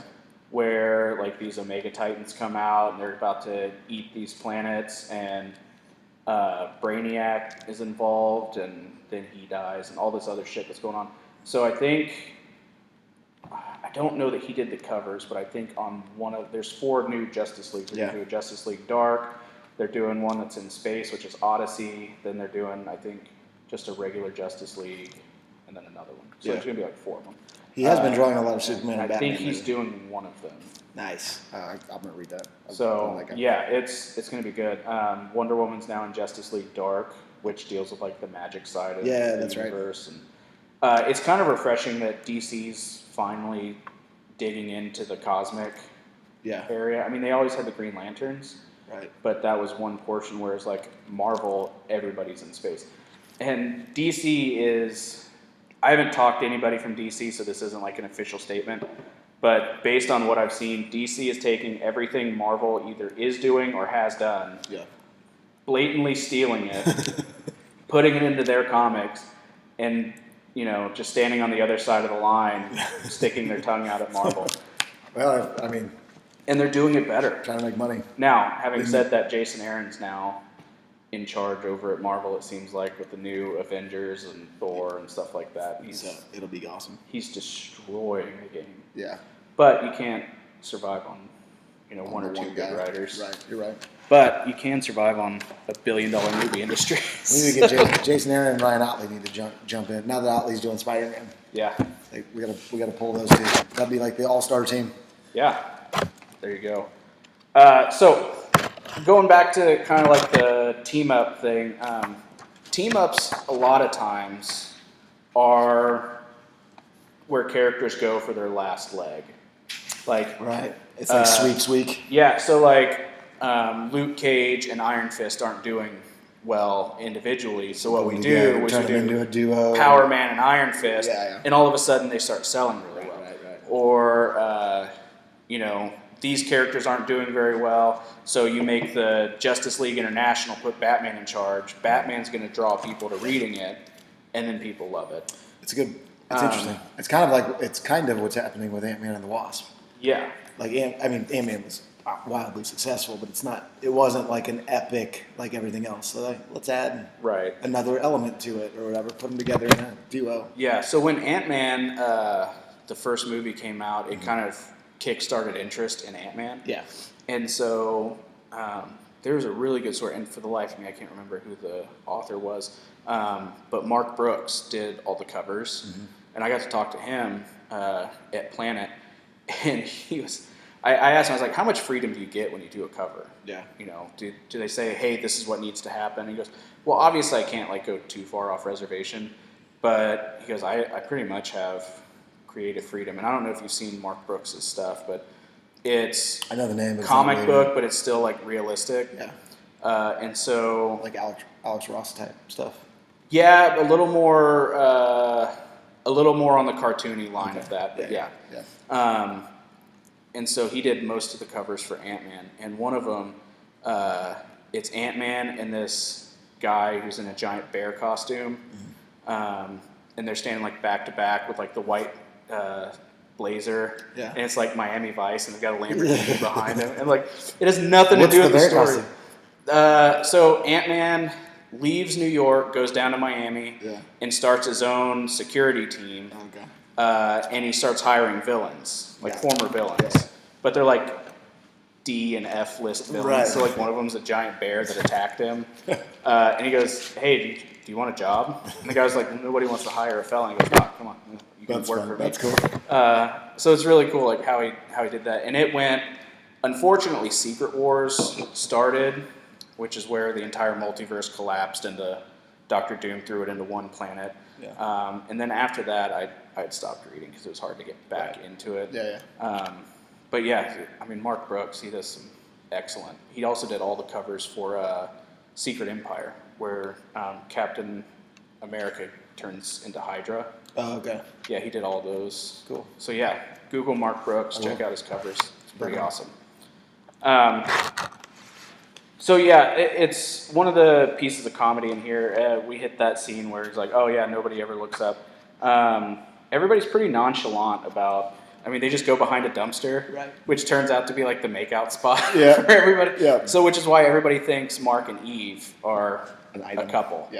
And Mark just always argues a little bit too much whenever they mention it. But in recent issues, and I'm sure they talk about it later on. But he starts dating other people, and it seems like he legitimately just like, listen, I just want to be friends. Stop saying this. That's right. They do nice slow-moving arcs towards one another over the course of the thing. Well, one other thing about Invincible is there's always 4 or 5 different storylines going.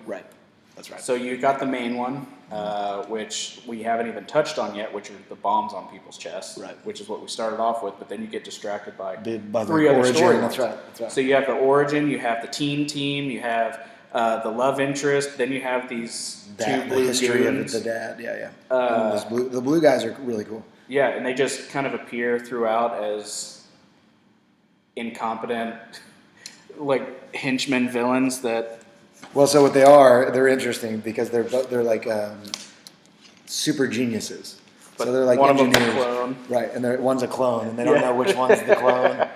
But they like talk in like this elevated like language and like long paragraphs, and they go really into it. Like, but they're like very easy for Mark to handle throughout the course of the But they're really interesting. Yeah, and they're stealing those processors. They were going to make like robots or something. Right. And at first I thought that was building to something bigger. This is kind of their joke. And then it just turns into nothing. It's just nothing. They're really cool. They got this awesome plan, and they say all this cool stuff, and then they're like just easily defeated. And then and that's the thing is, Robot says if they were able to get these processors going, there's no way we could have stopped them. So they're always like this close. They're always inches away from success. And yet, nothing. That's why one of the main reasons I love this book so much. It's just like it's in on the joke. Like it makes fun of itself as it's going. Yeah, and so at the end of this issue, we finally get back into the bombs. The bomb vest thing. Yeah, so the end of issue 2, the last panel in issue 2 is mirrors the first panel of issue 1. Like, so that's a nice little introduction so far of what's happening. Yeah, so this kid wakes up, he's got a bomb on his chest, and he has like 4 seconds. And then he explodes. Now, one question I had was, how did he get there and nobody noticed that he was there? And they never talk about it. Just like a kid sleeping at the mall. It's whatever. Because that's just the normal thing. Somebody's always carrying someone into a mall and laying them on a bench. It's a vest. It's a giant vest, so it's got to be heavy, and that's a lot of explosives. So it's not like this guy just weekend at Bernie'd him into the mall and laid him down. Maybe they drugged them. And he walked in on his own and laid down. Or just wiped his memory. Maybe that could be it. Like hypnotized him. Don't get too hung up on the details. Yeah, it's not really important. It's just funny that in some instances they will call themselves out on stuff like that. Sometimes you got to get through the story. You only got 3 panels to get this thing. So issue number 3 is really just them talking, and it really emphasizes kind of how jaded everybody is about the whole thing. That's right. And if you had monsters attacking your city Right. every other week, it wouldn't be that big of a It would deal not be if that some big a deal. kid blows up. Right. Because Mark's just like, yeah, he was kind of a jerk anyway. Right. I mean, so what's okay? How do you think you would have reacted in this situation in high school, given that if you were in Mark's world, If I was I Mark or just a regular person? just a regular dude? So if you kind of answered that before you talked about it. So if you're in a society where there's all these catastrophes and giant monsters and superheroes and you probably would be much more numb to to violence. Right. Although I think kids blowing up wearing vests or I don't know, it'd probably be pretty upsetting, I would imagine. But also, you're probably aware that you've got a gang of superheroes near you that could at any moment that could just save the day. I feel like you would feel much safer. Yeah. One of my favorite things is, and we've talked about this, is the little jokes Yeah. that come along. In the page where he's working at Burger Mart. Yeah. The dude's like, hurry up, we got customers. Well, not just that. On that first page, it shows like the Burger Mart sign. Yeah. Did you notice anything? Oh, it was just be him with the sizzle coming out the top. Yeah. So, I talked about that in my summary episode. Is that Kirkman just adds a sign with a steaming pile of BM between 2 buns. Burger Mart. So. Yeah, it's fun. I mean, that stuff. It makes you wonder what the writer's room looks like. Oh, yeah, I know. I mean, do you think it's just a group of people like, dude, we gotta throw in another poop joke? I'm sure they're just messing around. Yeah, dude. Just a bunch of immature adults smoking weed, drawing these things. How fun would that be? Yeah, it'd be great to just to sit in on one of these. Yeah. See what their process is like. I love watching. So the writing room is different. I love watching the process of the people who lay out the paneling or whatever. Yeah. Like Otley, becomes the artist on this. We're looking at Corey Walker's work right now, but in about 4 episodes, it gets to my favorite artist ever. But anyway, he'll do in the back of these little omnibus things, you'll see the process of sketchiness through to final work or whatever. Yeah, and they got some of those in. I like these here. These are just amazing. You can see. This isn't great for podcasting, but we're basically looking at pages of artwork where you can see the rough sketches all the way through to the finalized. Right. They're playing around with poses and color schemes and stuff. And there's one later on. It's Kirkman becomes so comfortable with Ryan Otley that it's a major fight scene. It's big superpowered heroes fighting each other, and he's I think Otley put it on Instagram or whatever. He's when you get the whatever from your author and they have complete trust in you, and it's page 1, it goes through the panels. Page 2, panels. And it's page 3 through 7, just says fight scene. And he's just do whatever you want. Fight scene. Just fight scene. And so it goes, there's one where he's just uppercutting this guy through a skyscraper or whatever. It's just all his own idea. It's a full splash page or whatever. Right. But yeah.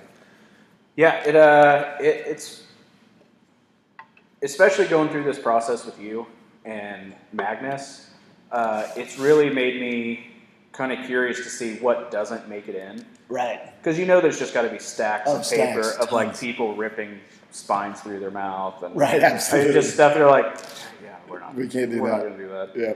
It's cool, but him reaching into somebody's butt and ripping out his spleen is not going to. Doesn't look right. But yeah, it's amazing to see.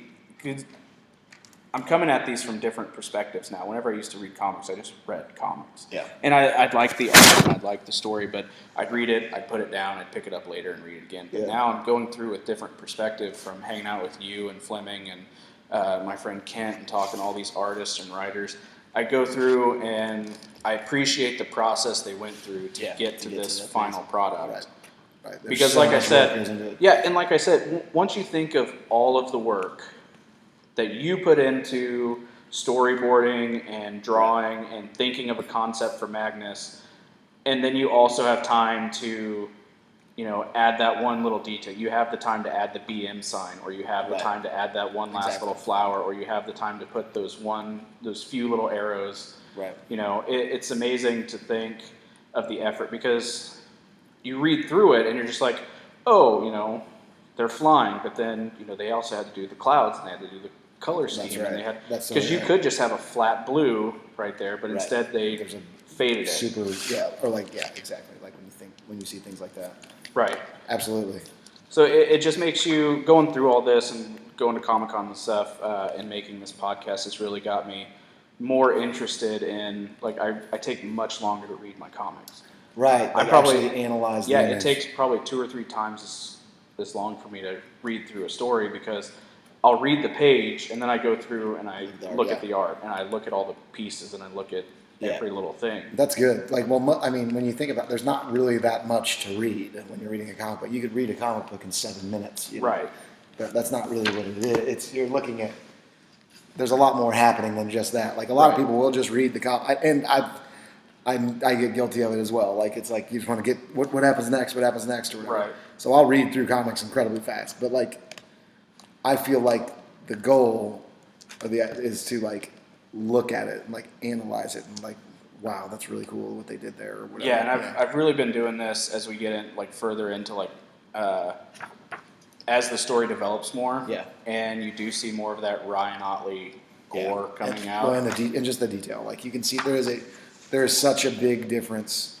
I'm sure you can tell between like, well, some of these are like cool and minimal, but like when you look at like a panel like that, right? See that? Right. Where Mark talking to his son. Yeah. And then you look at a panel like that. The gore is cool, but like just look at like the anatomy is better, the shadowing is better, the background, the smoke, the whole thing. It's more dynamic. Yeah. It's like there's action happening. In just about every scene. In every scene, in every panel. It's like, it just gets to the point. Like, just look at his face thing. So, like, Invincible's face towards the end of, or like his eyes, Yeah. The difference between this face and this face. Like, can you tell the difference in quality? Yeah. There's more wrinkles, there's more shadowing. But there's like an intensity to it. It's cleaner. This is a more confident drawing. Yeah. Like these here, it's a more dynamic pose and it's a more confident drawing. Right. Like when you see things like, I'm not to shit on Corey Walker. Like he's got his style and it's unique and interesting. It's just when you see this is like a splash page, right? Right. It's not. It's just there's a major difference in quality. I mean, as far as I'm concerned, but like you're not getting Corey Walker to do the destruction of the city like that. Like that's just gorgeous. Yeah. With like all these little people looking around and stuff. Well, and then see what I also think whenever I see this is I'm like, it's a lot of fucking windows to do. That's right. I'm glad that you noticed. There's a lot of Not very many people pick up on that. It's like when you think of this, like, oh, just make it look. I got this. It's a kind of a simple idea. Just make it look like a skyscraper's falling over. Yeah. Oh, okay. So How big is a skyscraper? 170 stories? Okay. Not only is it windows. Here's the thing. It's not just the windows. It's not just squares. They all align to a very complex perspective grid. Right. To make it look realistic. Yeah. So there's vanishing points all over, and you have to match it. If you throw it off, it's like completely not going to look right. Right. So like these things are vanishing that way and that way. That's like, so this is like a 3-point perspective thing happening. Yeah. But also, also we have to tell the story with the cool action sequence, right? Yeah. Just drawing the buildings would be like enough for the best high school artist. Like that would be very hard to do. Yeah. Right. So you do that, but we're not just making still lives. We're telling like action-packed stories. So there's got to be that motion to, exactly. which is very difficult just to even fathom. Trying to think of the angles and stuff like that. Well, so here's another example. This is something that you don't think about. Like so, this doesn't seem that complex. Right. There's a scene where. There are two people going underwater in a fight scene. Splashing underwater like superhero, and it's like a missile of fight going into the ocean. Yeah, I'm not good at podcasting yet. We'll get it. So, and what you see is the action of them flying into the ocean from underwater, and you see all these bubbles and things happening. So at first it just looks like a guy shoving another guy into the base of the sea. Right. But what you don't understand, well, you do understand. A lot of people don't because they just jump over this. Yeah. This particular panel probably took hours and hours to do. Right. Because the bubbles in the front, like towards us, are on top of the other stuff. So like there are, let's see, if we could just count briefly, there are, so this rock here, 1, 2, 3, 4, 5. There are like 7 layers of background to foreground that you have to like deal with. Like where Right. this thing's going in front of this thing, this thing's going behind this thing. Yeah. And oh yeah, we have like these perfect little arch bubbles and stuff. Like it just takes. And then you have fish. Yeah, and then don't forget the little fish swimming around, and it's just shockingly complex when you think about how to actually try this. I had no idea until I starting to do it. Right. Another thing that's really come to light for me whenever you start doing this Magnus, which is going to be in just the pencil sketch. Right. It's all going to be a pencil drawn book. So you've made a print based off of one of the pages, and you showed me the picture of it, and you had all the little dots all over to kind of frame out where the color is going to go and stuff like that. Yeah. And even there, you did kind of like the muted color. I could only imagine if you did like vibrant. Right. No, it's exactly just to see the amount of work that went into coloring right. a picture that you had already drawn that's full of detail. Yeah.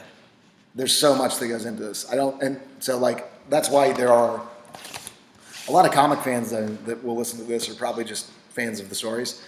Maybe don't understand the process. So one person does the pencil drawings, and they pass it off to an inker. Usually, I think Otley inks his own stuff. But then they add the black dark inks, and then they pass it off to a colorist who does all the coloring. So like the process of like one panel of like, this actually looks like Magnus's Village kind of. One little panel of like cloudy mountain village or whatever. This probably took 6 hours of work, you know, just for this one thing. And that's not even to mention like the amount of time that went into placing that within the story. Like the author had to think at this point I want to see this, you know. Yeah. It's just they're just so complex. I feel like they're underappreciated. Well, and whenever you're doing comic book style, you also have to put in the bubbles. Right. So whenever the placement of where the bubbles are going. So whenever you and I are in this comic and we're fighting, if we're at a certain position, the bubbles won't line up. Right. So it'll look like. So you have to do it within the conversation. Yeah. So you have to keep that in mind because it can't look like I'm saying your line. Right. That's right. And it can't look like. Yeah. Because I have seen in some comics where it's really hard to follow. Typically, they'll read left to right, top to bottom, just like a regular book. Yeah. But then people get kind of crazy with their they get really crazy with their panel construction. Right. They want to have all these wavy lines or angles, and you can't. It gets hard to tell because I've read one where you had to go from left to right, but it was in an arc that went up and down, and then you had to read the center. Yeah, absolutely. Whereas what you want to do is you start at the furthest panel that starts at the top left, which is really the third panel because it goes in a peacock pattern. Oh, right, I see. So you're talking like it goes like this, boom, boom, boom, boom. Yeah, and so it's a really cool picture. And it looked awesome. It was very dynamic. It'd be better as a splash page, probably. And not as a storytelling mechanism. Right. And so it's almost like in some comics you have the letterers and the artists like kind of having a shoving match. Right. And everything gets jumbled and it detracts because you're like, well, I just read the ending. I just figured out what the whole thing was. You ruined the thing, yeah. Yeah. It doesn't happen often, but every once in a while it does happen. Yeah. But that's part of the reason. What you just described there is part of the reason why this is blasphemy. But I really like reading books on my iPhone or my iPad, like Comixology, because it's a better experience. You don't see the next panel. Right. Like it's more cinematic. It's like you're reading a comic book and you're reading on the left side of the page here, and you see. It's not like you don't see that somebody blew up over here. It's like you're like, oh, it's ruined the. Yeah. You know what I'm saying? I get the Marvel Unlimited. Yeah. So it's like, I get it every year at the same time. So they have a deal going on. It's like $70 for a year subscription, and you get access to pretty much any Marvel that's ever been put out. And then like 3 weeks after the new stuff comes out, it gets loaded on there. So if I wait 3 weeks, just always, really? Wow. Yeah, and I just have it on my phone. How much is that? $70 maybe. Over the course of a year? Yep. So you just get everything that Marvel does, as long as you can wait it out. Yeah. So right now, how would you ever not do that? Yeah, I don't know. I've integrated reading comic books into my classroom. Yeah, that's all. I do too. Uh, Not reading them, but using them as drawing references and things. So what I'll do is I'll find something that I can tie into a lesson. Yeah. We just did Secret Empire, so where Captain America turns evil. Yeah. And through that, we talked about government and what a government should do, what they shouldn't do, what power should they have, what shouldn't they have, because that whole thing was he wanted absolute peace, but he wanted it through force. It's a great teaching tool. What do you teach? I thought you taught music. I teach special ed. Okay. You said you're in various things. Okay. Yeah. And so What a great. You could use comic books in every history class, in every like. And then they did a Rocket and Groot one, which is a great one about just friendship. Yeah, great. That's awesome. And so I've used different ones throughout my teaching, and so that's why I do the Marvel Unlimited, because I can just pull it up, and it does exactly what you said. It zooms in on a panel, and then a panel, and then swipe, and it's cinematically. and then it goes moves from one to over. the And other. then if it's a splash page, it's cool because it'll go from this thought Yes, and bubble it'll show to you this where thought you're bubble, supposed to look. And then then the it whole has thing. the Exactly. dramatic release where it backs out of it. That's right. I read almost all of Invincible, like probably from like 70 on Comixology. I still buy them because I'm a huge fan. But like the actual experience of reading it sucks for comic book people. But like, I guess it doesn't. You're still making your money. It's nice because like I like to buy comics. I like to have the physical comic. Right. So I'm reading Darth Vader, right now. I like to have that. Yeah. And then now that I'm getting into this podcasting thing, I've started buying trades. Yeah. I still get the comic. Right. So I still get Batman every month, but I'm also going through and buying the trades because when me and Kent do a podcast, it's easier for me to hand him a trade. Sure. And he can treat the trade however he wants. Right, exactly. Like he can, break the spine on it. Yeah, he can do whatever. I care less about the trade. It's more of a tool for this. But whenever I give him my comics, they're boarded and bagged, and I'm like, okay, take care of this. Very careful. Kent makes the joke that he has to put on his museum gloves and lay them out like it's the Constitution. Yeah. But yeah, I let you use I let you borrow my Darth Maul comics, and I was like, just don't smudge the signatures. Right. So I don't have to worry about it because I do have some friends. Isaiah, I pick up a Flash comic for him every time I go get comics, and I hand them to him, and first thing he does is roll it and then walk away with it. I'm like, I will never let you borrow one of my comics. Yeah. But I will let him have a trade that he can read. Right. So it's just one of those things. Yeah, I get what you're saying. I understand the necessity to have multiple copies. But it's also nice because on the Marvel Unlimited, I've restarted reading through Chris Claremont's run, like starting with his very first X-Men comic. Which one's that? I'm trying to think. It's like Uncanny X-Men 86 or something like that. I'm trying to think. I'm thinking of it via the art style. When was like the Joss Whedon? Oh, that's you're way. I mean, this dude's Chris Claremont started writing it back in I think 70s. Oh, okay. I'm talking about pretty early one. Like I'm talking like pretty. Just after my muscle-bound X-Men people, they did like the one. It's probably like '97 or something. Yeah. So you're talking like the old classic. Yeah, I'm starting at his first one. Why are you doing this? Just because. I mean, I grew up with X-Men, and Claremont by far has. I mean, he wrote for like 30 years. Is that right? Yeah, I mean, I think he stopped writing in the 90s. I think he stopped writing X-Men. So you're going from like, you're going from like the genesis of the Uncanny X-Men. So Uncanny X-Men is whenever you start getting Wolverine, you get, I think, Storm, you get the X-Men that you know. Yeah. He's the one that started all those. That's a fun trivia question when you ask people who the original X-Men were. They usually don't have any idea. Yeah, it was like Cyclops, Iceman, Jean Grey, Beast, and I think they had Nightcrawler. No, I don't think it was Nightcrawler. It's 5. So Iceman, okay. Beast, Cyclops, Jean Grey, and there's it's somebody. It's like Captain Marvel. Was it Banshee? It was either like Havoc or Banshee. It was one of those guys. I think he was Banshee. And then so Uncanny X-Men starts where that team and it was a little bit expanded. So Wolverine and Storm came in about the same era. Yeah. And I think that's like when Colossus and Nightcrawler and those guys came in also. Yeah, well, they had already been tied to the X-Men team. So Okay. Colossus, Nightcrawler, at least Banshee, Havoc, and all of them had been attached to the X-Men. They weren't part of the originals, Okay. but they got added in. Yeah. And then Uncanny X-Men is them disbanding, Cyclops coming over and leading Oh, I see. the X-Men with like a whole new group. So yeah, it's not the greatest writing, Right. but it's cool to go back in To time. know the history. Yeah. I've tried to do that. Like, I wanted to be like, I'm going to read all the Batman ones, or whatever. You go back and read some of those detective comics or whatever, it's just like, doesn't hold up. They kind of suck. Yeah, the X-Men do. They hold up. It's a good story. It was like the first book that was like really sci-fi, like really interesting. The concepts and stuff. problem is the dialogue is super clunky. Yeah. Like, it's a good story, and back then you didn't have the six story like story arcs. Yeah.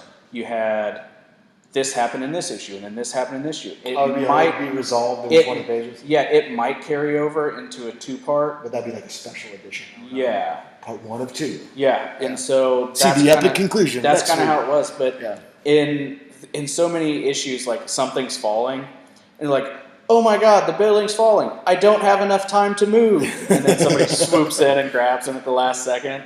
Oh my Why am god, I articulating this thought I'm having? Instead of running. Yeah, so it's that kind of stuff of them just. It just goes back to the era. Yeah. I mean, they didn't know.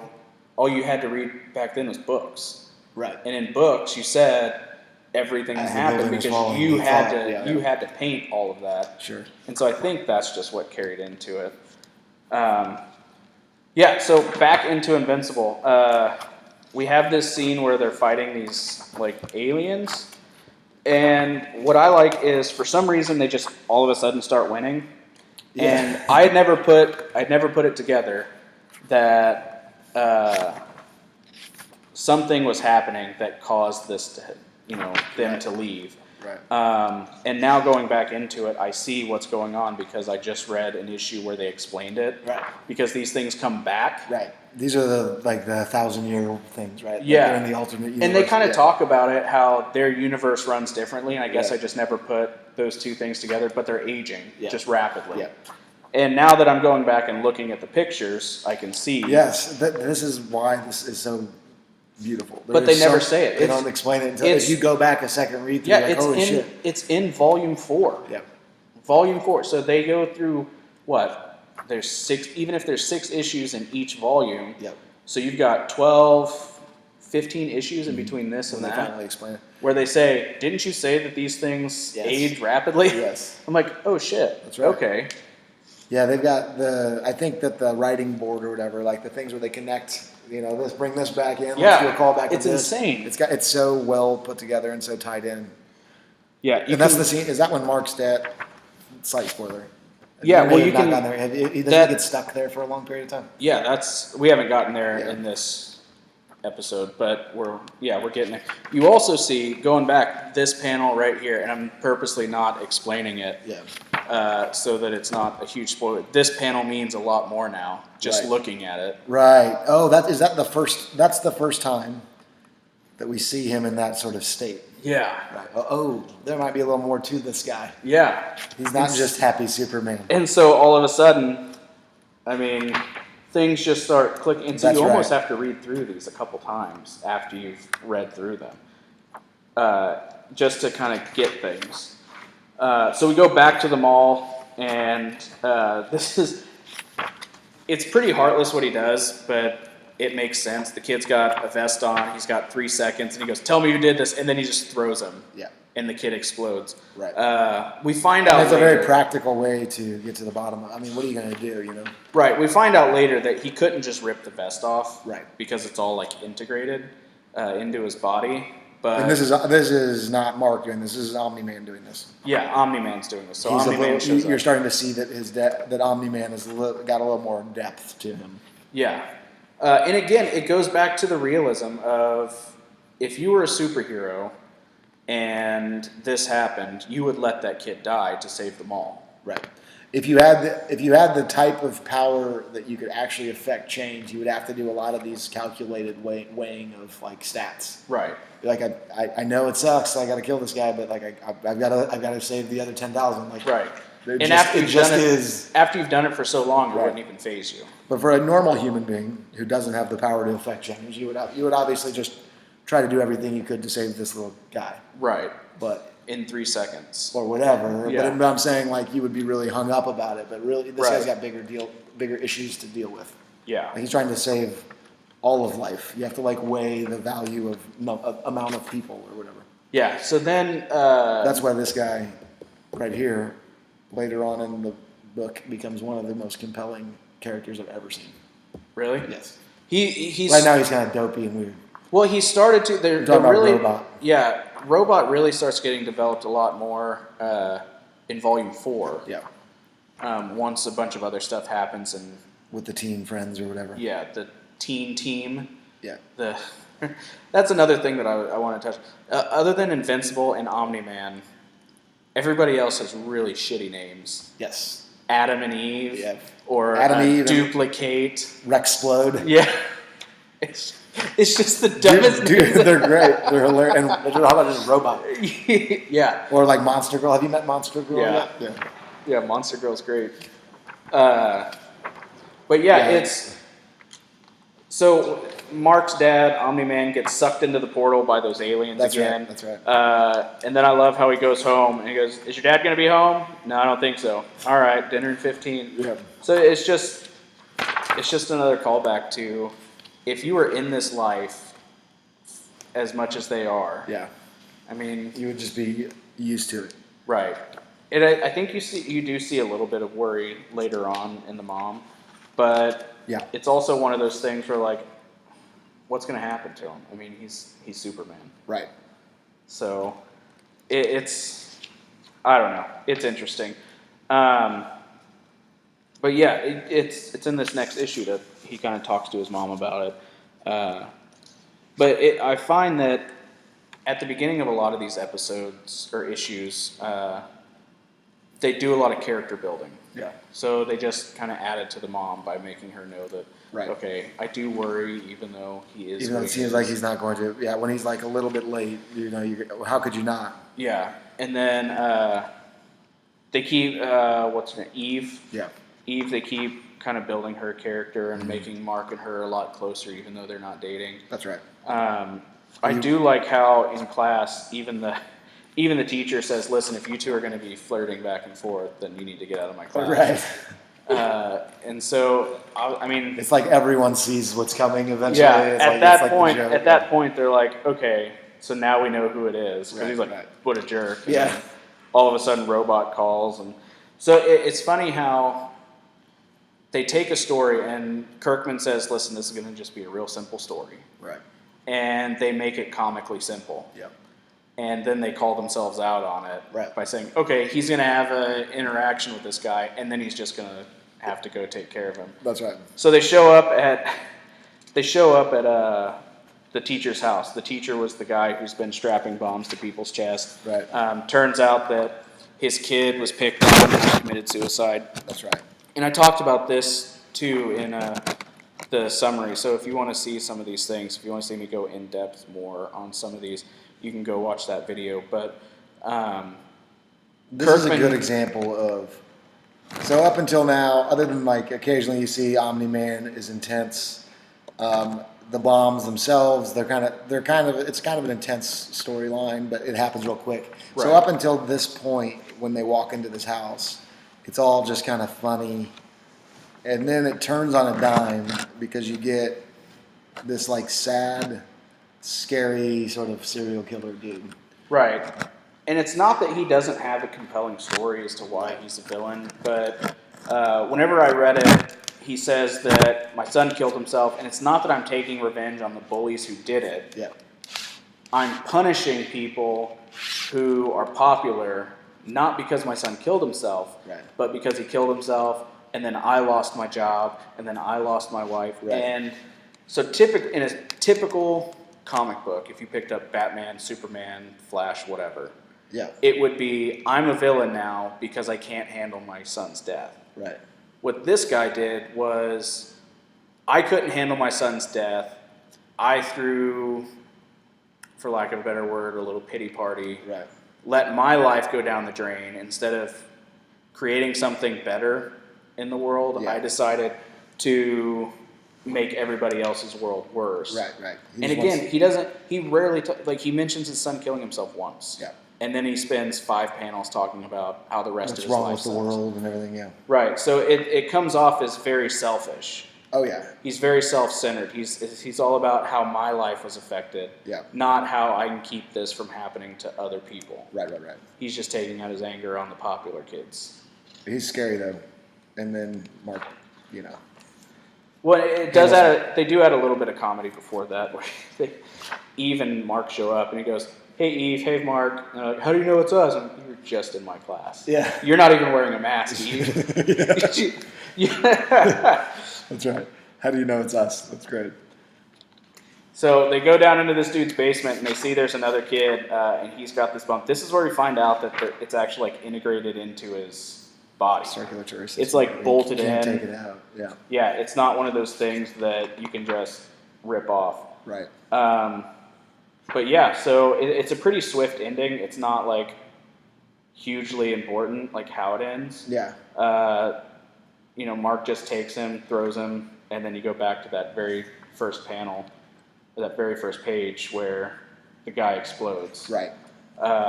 So yeah, and that just kind of goes to the whole. That's the very first. That just goes to kind of the whole Kirkman style in Invincible, is that you don't know which thread to follow. Right.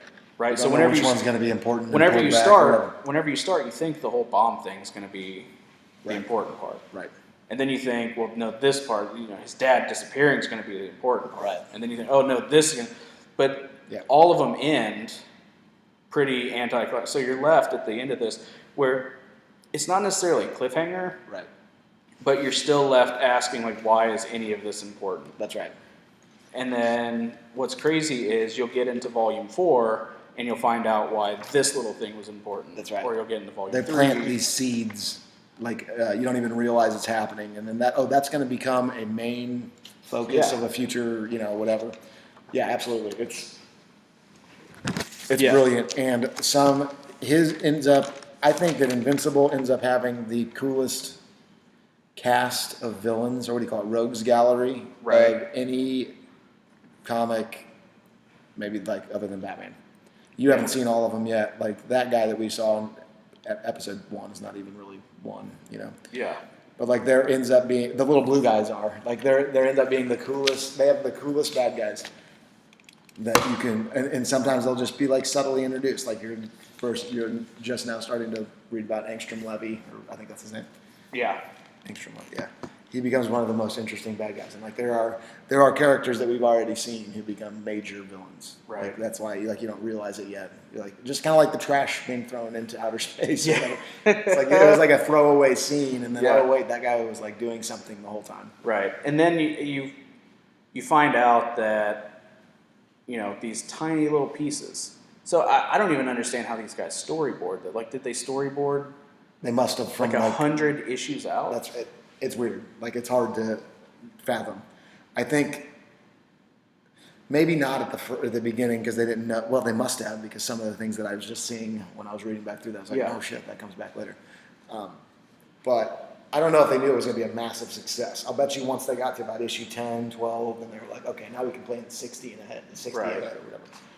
But yeah, I'm trying to think of some of the stuff to look forward to for your audience members if you're going to read Invincible, or if you've already read issue 1 and you want to continue reading it.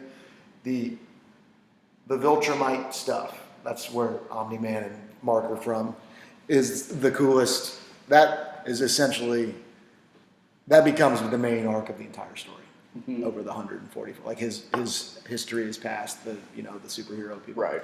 It's one of the most satisfying and impressive stories I've ever seen. Yeah. You're going to really like it. There are tons of awesome characters and scary things and amazing stuff. So whenever you think of heroes, how do you feel about heroes killing? I don't think like Willie. I think that Invincible handles it really well. Like I was telling you earlier, that there's a moment when there's a super kid who accidentally murders somebody. Like so, they talk. They take that thing on head on, right? There's also more like stuff later on, like we were kind of talking about as well. Like if you know that you've got to save 1,000 people, right? But you have to kill 7. You got to kill 7 people. Yeah. But you got to. It will save 1,000 people. It's like most people would not be able to do that, obviously. But if you're a superhero, you probably have to take that into account. There's this crazy study. It's like, what is it? I'm trying to remember it exactly. So they did this. It's like this theory or something about like Trolley car. Yeah, you know the trolley car, right? Yeah. So if you have, through your inaction, if you would save people, like nobody would ever actively shift it to hurt people. So if you could lay it out, I forgot what it is. Yeah, so the trolley car theory, I guess it's called, is if you keep going on a straight course, you're going to kill 5 people. Right. If you veer off onto the secondary track, you'll kill 1. Or 1. Yeah. And then the idea is that people will not veer off onto the secondary track. Right. Because you are actively killing someone. Right. Whereas the trolley car now is already like, those 5 people are going to die. It wasn't really your fault. You're on along for the ride or whatever. But like the shifting of the thing, it's like something in our psychology. Right. So the trolley car, a dilemma or whatever, is like pretty common in superhero books. Right. So do you think it makes for, because, Batman has a code of ethics where he never actively kills people. Right. And Joker throws trolley car things at him all the time. Right. That's like the game they play. Yeah. Do you think, I'm going to ask this question and then I'm going to explain it after you've answered, and it's going to kind of null and void my question. Do you think that makes for better or worse storytelling by having them adhere to a strict code of conduct? So, like Batman, specifically worse. Batman. Well, Batman's interesting because I think worse because as far as it's an opinion, I think I like seeing the unhuman kind of like, not that I would probably, if I was in the trolley car, I'd probably also wouldn't do anything like all humans. Mm-hmm. But I think it's interesting to see the people that would shift the train, the car. Mm-hmm. And it's interesting to tell those like stories. Like, so in this book particularly, like Invincible starts to develop a pride, like a Batman-esque kind of thing. But a lot of people around him don't. Like you saw Omni-Man didn't already. Right. It's like, throw this guy or whatever. He didn't.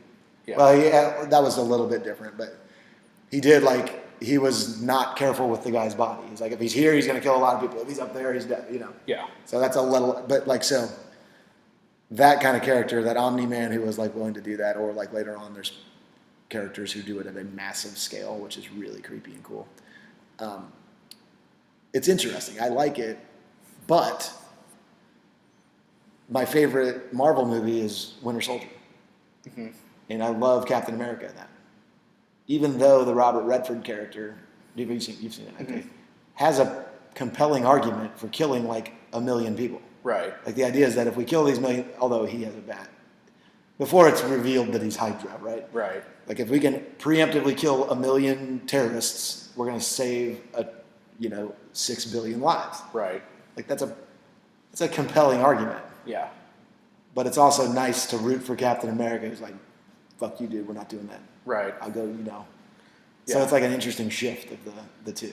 Yeah, and so to now null and void everything that I just asked you. So I'm going to answer my own question in that if you start off with a new character, like Invincible, right, then I think it makes for a more compelling character who does have to struggle with that. Yeah. So sometimes he does kill people. Right. Sometimes he does let them die. Sometimes he accidentally kills people. Sometimes he makes the wrong choice and kills the wrong person. He tries. Saves the wrong person, yeah. If you're robbing a bank, he's not going to kill you. Right. If you're jaywalking, he's not going to kill you. If you're murdering people, he's probably or he's going to kill you to stop you. He'll kill you if he has to. Yeah. Whereas whenever you have Batman, who's an established character, who's, for years, decades, he hasn't killed anybody. Right. I think in that case, say like Scott Snyder or Tom King or James Tynion, whoever's writing him at the time. I think that those guys can write very compelling stories where he has to get to the line, and then he has to pull back. Right. I don't think that style of writing would have gone well with this. No. So the whole fun of Batman is to watch the Joker and the Riddler. And how's he gonna Mr. get out of Freeze. this without killing someone? Yeah, how is he not going to kill somebody? And I don't know if you've read this story, but in the Batman Rebirth, there's a story called The War of Jokes and Riddles. Yeah. And you should not read that. Yeah. Yeah, go get the trade or buy it on your War phone. of Jokes and Riddles. Yeah, read them all because it's amazing, and at the very end it ties into all of that. Yeah. But like I said, I don't think that style of writing would work for Invincible. Just like I don't think a writer could come in and be like, "Oh, Batman kills people now." Right. You couldn't do that. No. The backlash that you would receive. Right. You couldn't do it. Right. Unless there was like some sort of. The only way you could do it is if you had like a fan favorite writer, everybody was into it, Right. and you like sort of announced it, promoted it, like this is going to be the thing where Batman's going to have to kill this person or whatever. You know, like you could just like shock the world. It's what happened with like Man of Steel, right? People hated it because Superman was just as a Man of Steel. Yeah. Just fucking destroying people. Like he killed like thousands of people. Well, he accidentally killed all those people. killed But then what really pissed people off was whenever he actively killed Zod. Right. Whenever he grabbed him and is going towards the family and he just broke his neck. They're like, Superman doesn't kill people. I'm like, I liked it. I didn't have the baggage of Superman doesn't kill people. I'm back to the trolley. He was doing the trolley car. Well, and it's a perfect example of the trolley car. Right. Because even Zod says, I'm either going to kill people or you're going to kill me. Right. So, I mean, it's the exact thing. But what I also think that they did well, if he'd have just went, fuck it, and broke his neck and walked away, then that wouldn't have been compelling. But you see him trying to hold him, and then you see the realization come over his face. Right. And you just you see the tears coming down his eyes. That was good. Yeah, and then I think whenever they added all of that emotion to it, I think that, for me anyway, it softened the blow. I could handle him killing people. I thought it was good, and it was also like his first fight. Like he could develop his sense of not killing people, whatever. And I thought they made a. Now we're just getting off task, but whatever. I really liked Man of Steel, and I liked where they're going. And then they sort of like decided that they had to be funny and stuff and cutesy or whatever. Yeah. And I was like, they could have just kept. I would have loved it if they just kept it dark and interesting and like epically actiony and stuff. Right. They saw how good Marvel was doing. They had to like do that.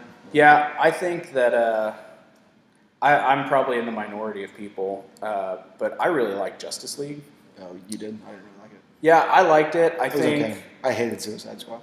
I hated Suicide Squad too, but I really liked that the Flash was goofy because the Flash is goofy. Yeah. In his early comics. Didn't it seem like they made everybody goofy though? They added like a Batman little. cracking jokes didn't really. Yeah, seem they added a little bit to that, but he's got that in the comics too. He's got the dry sense of humor, so I thought they did it all right. I think Aquaman, because they're going way off reservation with him anyway. Yeah. So I mean, They've they've said, hey, we're just gonna make our own Aquaman. Yeah, he's cool. He's basically like classic rock pickup driving kind of badass dude. Yeah, and that's not any of the comics. No, so I like it. I'm into it. Yeah, for me it works. But yeah, I could see how very easily they could go off course. I felt like the Flash was not. I didn't like the Flash. I love the Flash. I really liked him. I thought he was like a little too. Well, he's a young kid. Yeah, that's true. Why do you hate children?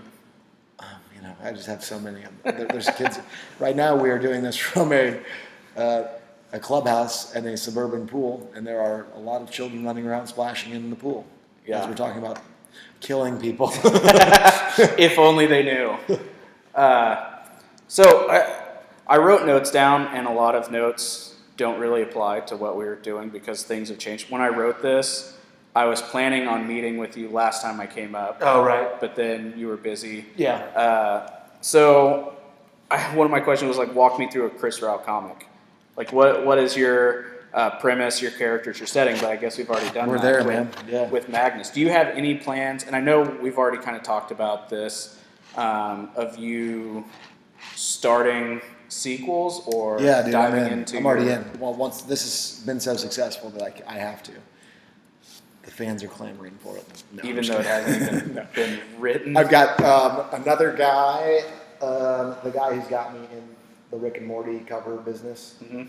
He wants to give me an outline of a short story that I could convert to volume 2 or something. I don't know. So I'm going to definitely do a second one, probably at the same time of year. Yeah. Like if I make it like an annual, each year there's a new one that comes out or something, Right. that might work. Depending on, and I could take a little more time on this next one. This one just kind of exploded. Right. It turned into a whole thing. It of went its real own. fast, yeah. So I'll probably do another volume 2 or 3, because there is a big cliffhanger at the end of volume 1, as you know. Yes. But yeah, but hopefully keep it going.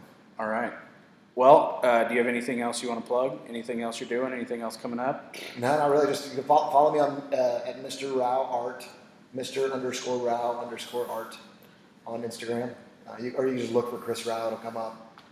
You could Google Chris Rau Art and look out for Magnus on Kickstarter. It'll be funded. It is funded. It'll be done in about 2 weeks, and hopefully the books will be shipped in the next couple months. All right. Well, that's going to do it for this episode. Thank you, Chris, for taking time out of your day and hanging out with me and talking. You guys can follow me on ComicDen316 on Instagram and Facebook. This will be up on YouTube, obviously, if you're watching this. I'm also going to try to cross-post it on a bunch of stuff. But yeah, go follow Chris Rau at Mr. Rau Arts. If you enjoyed this episode, give it a like. If you like the show, hit that subscription button. Don't forget that you need to hit that little gray bell so that you can get notifications whenever all my new videos come out. If you have any suggestions on future episodes that I should do, anything that I should start reading, let me know. Later, guys. See ya.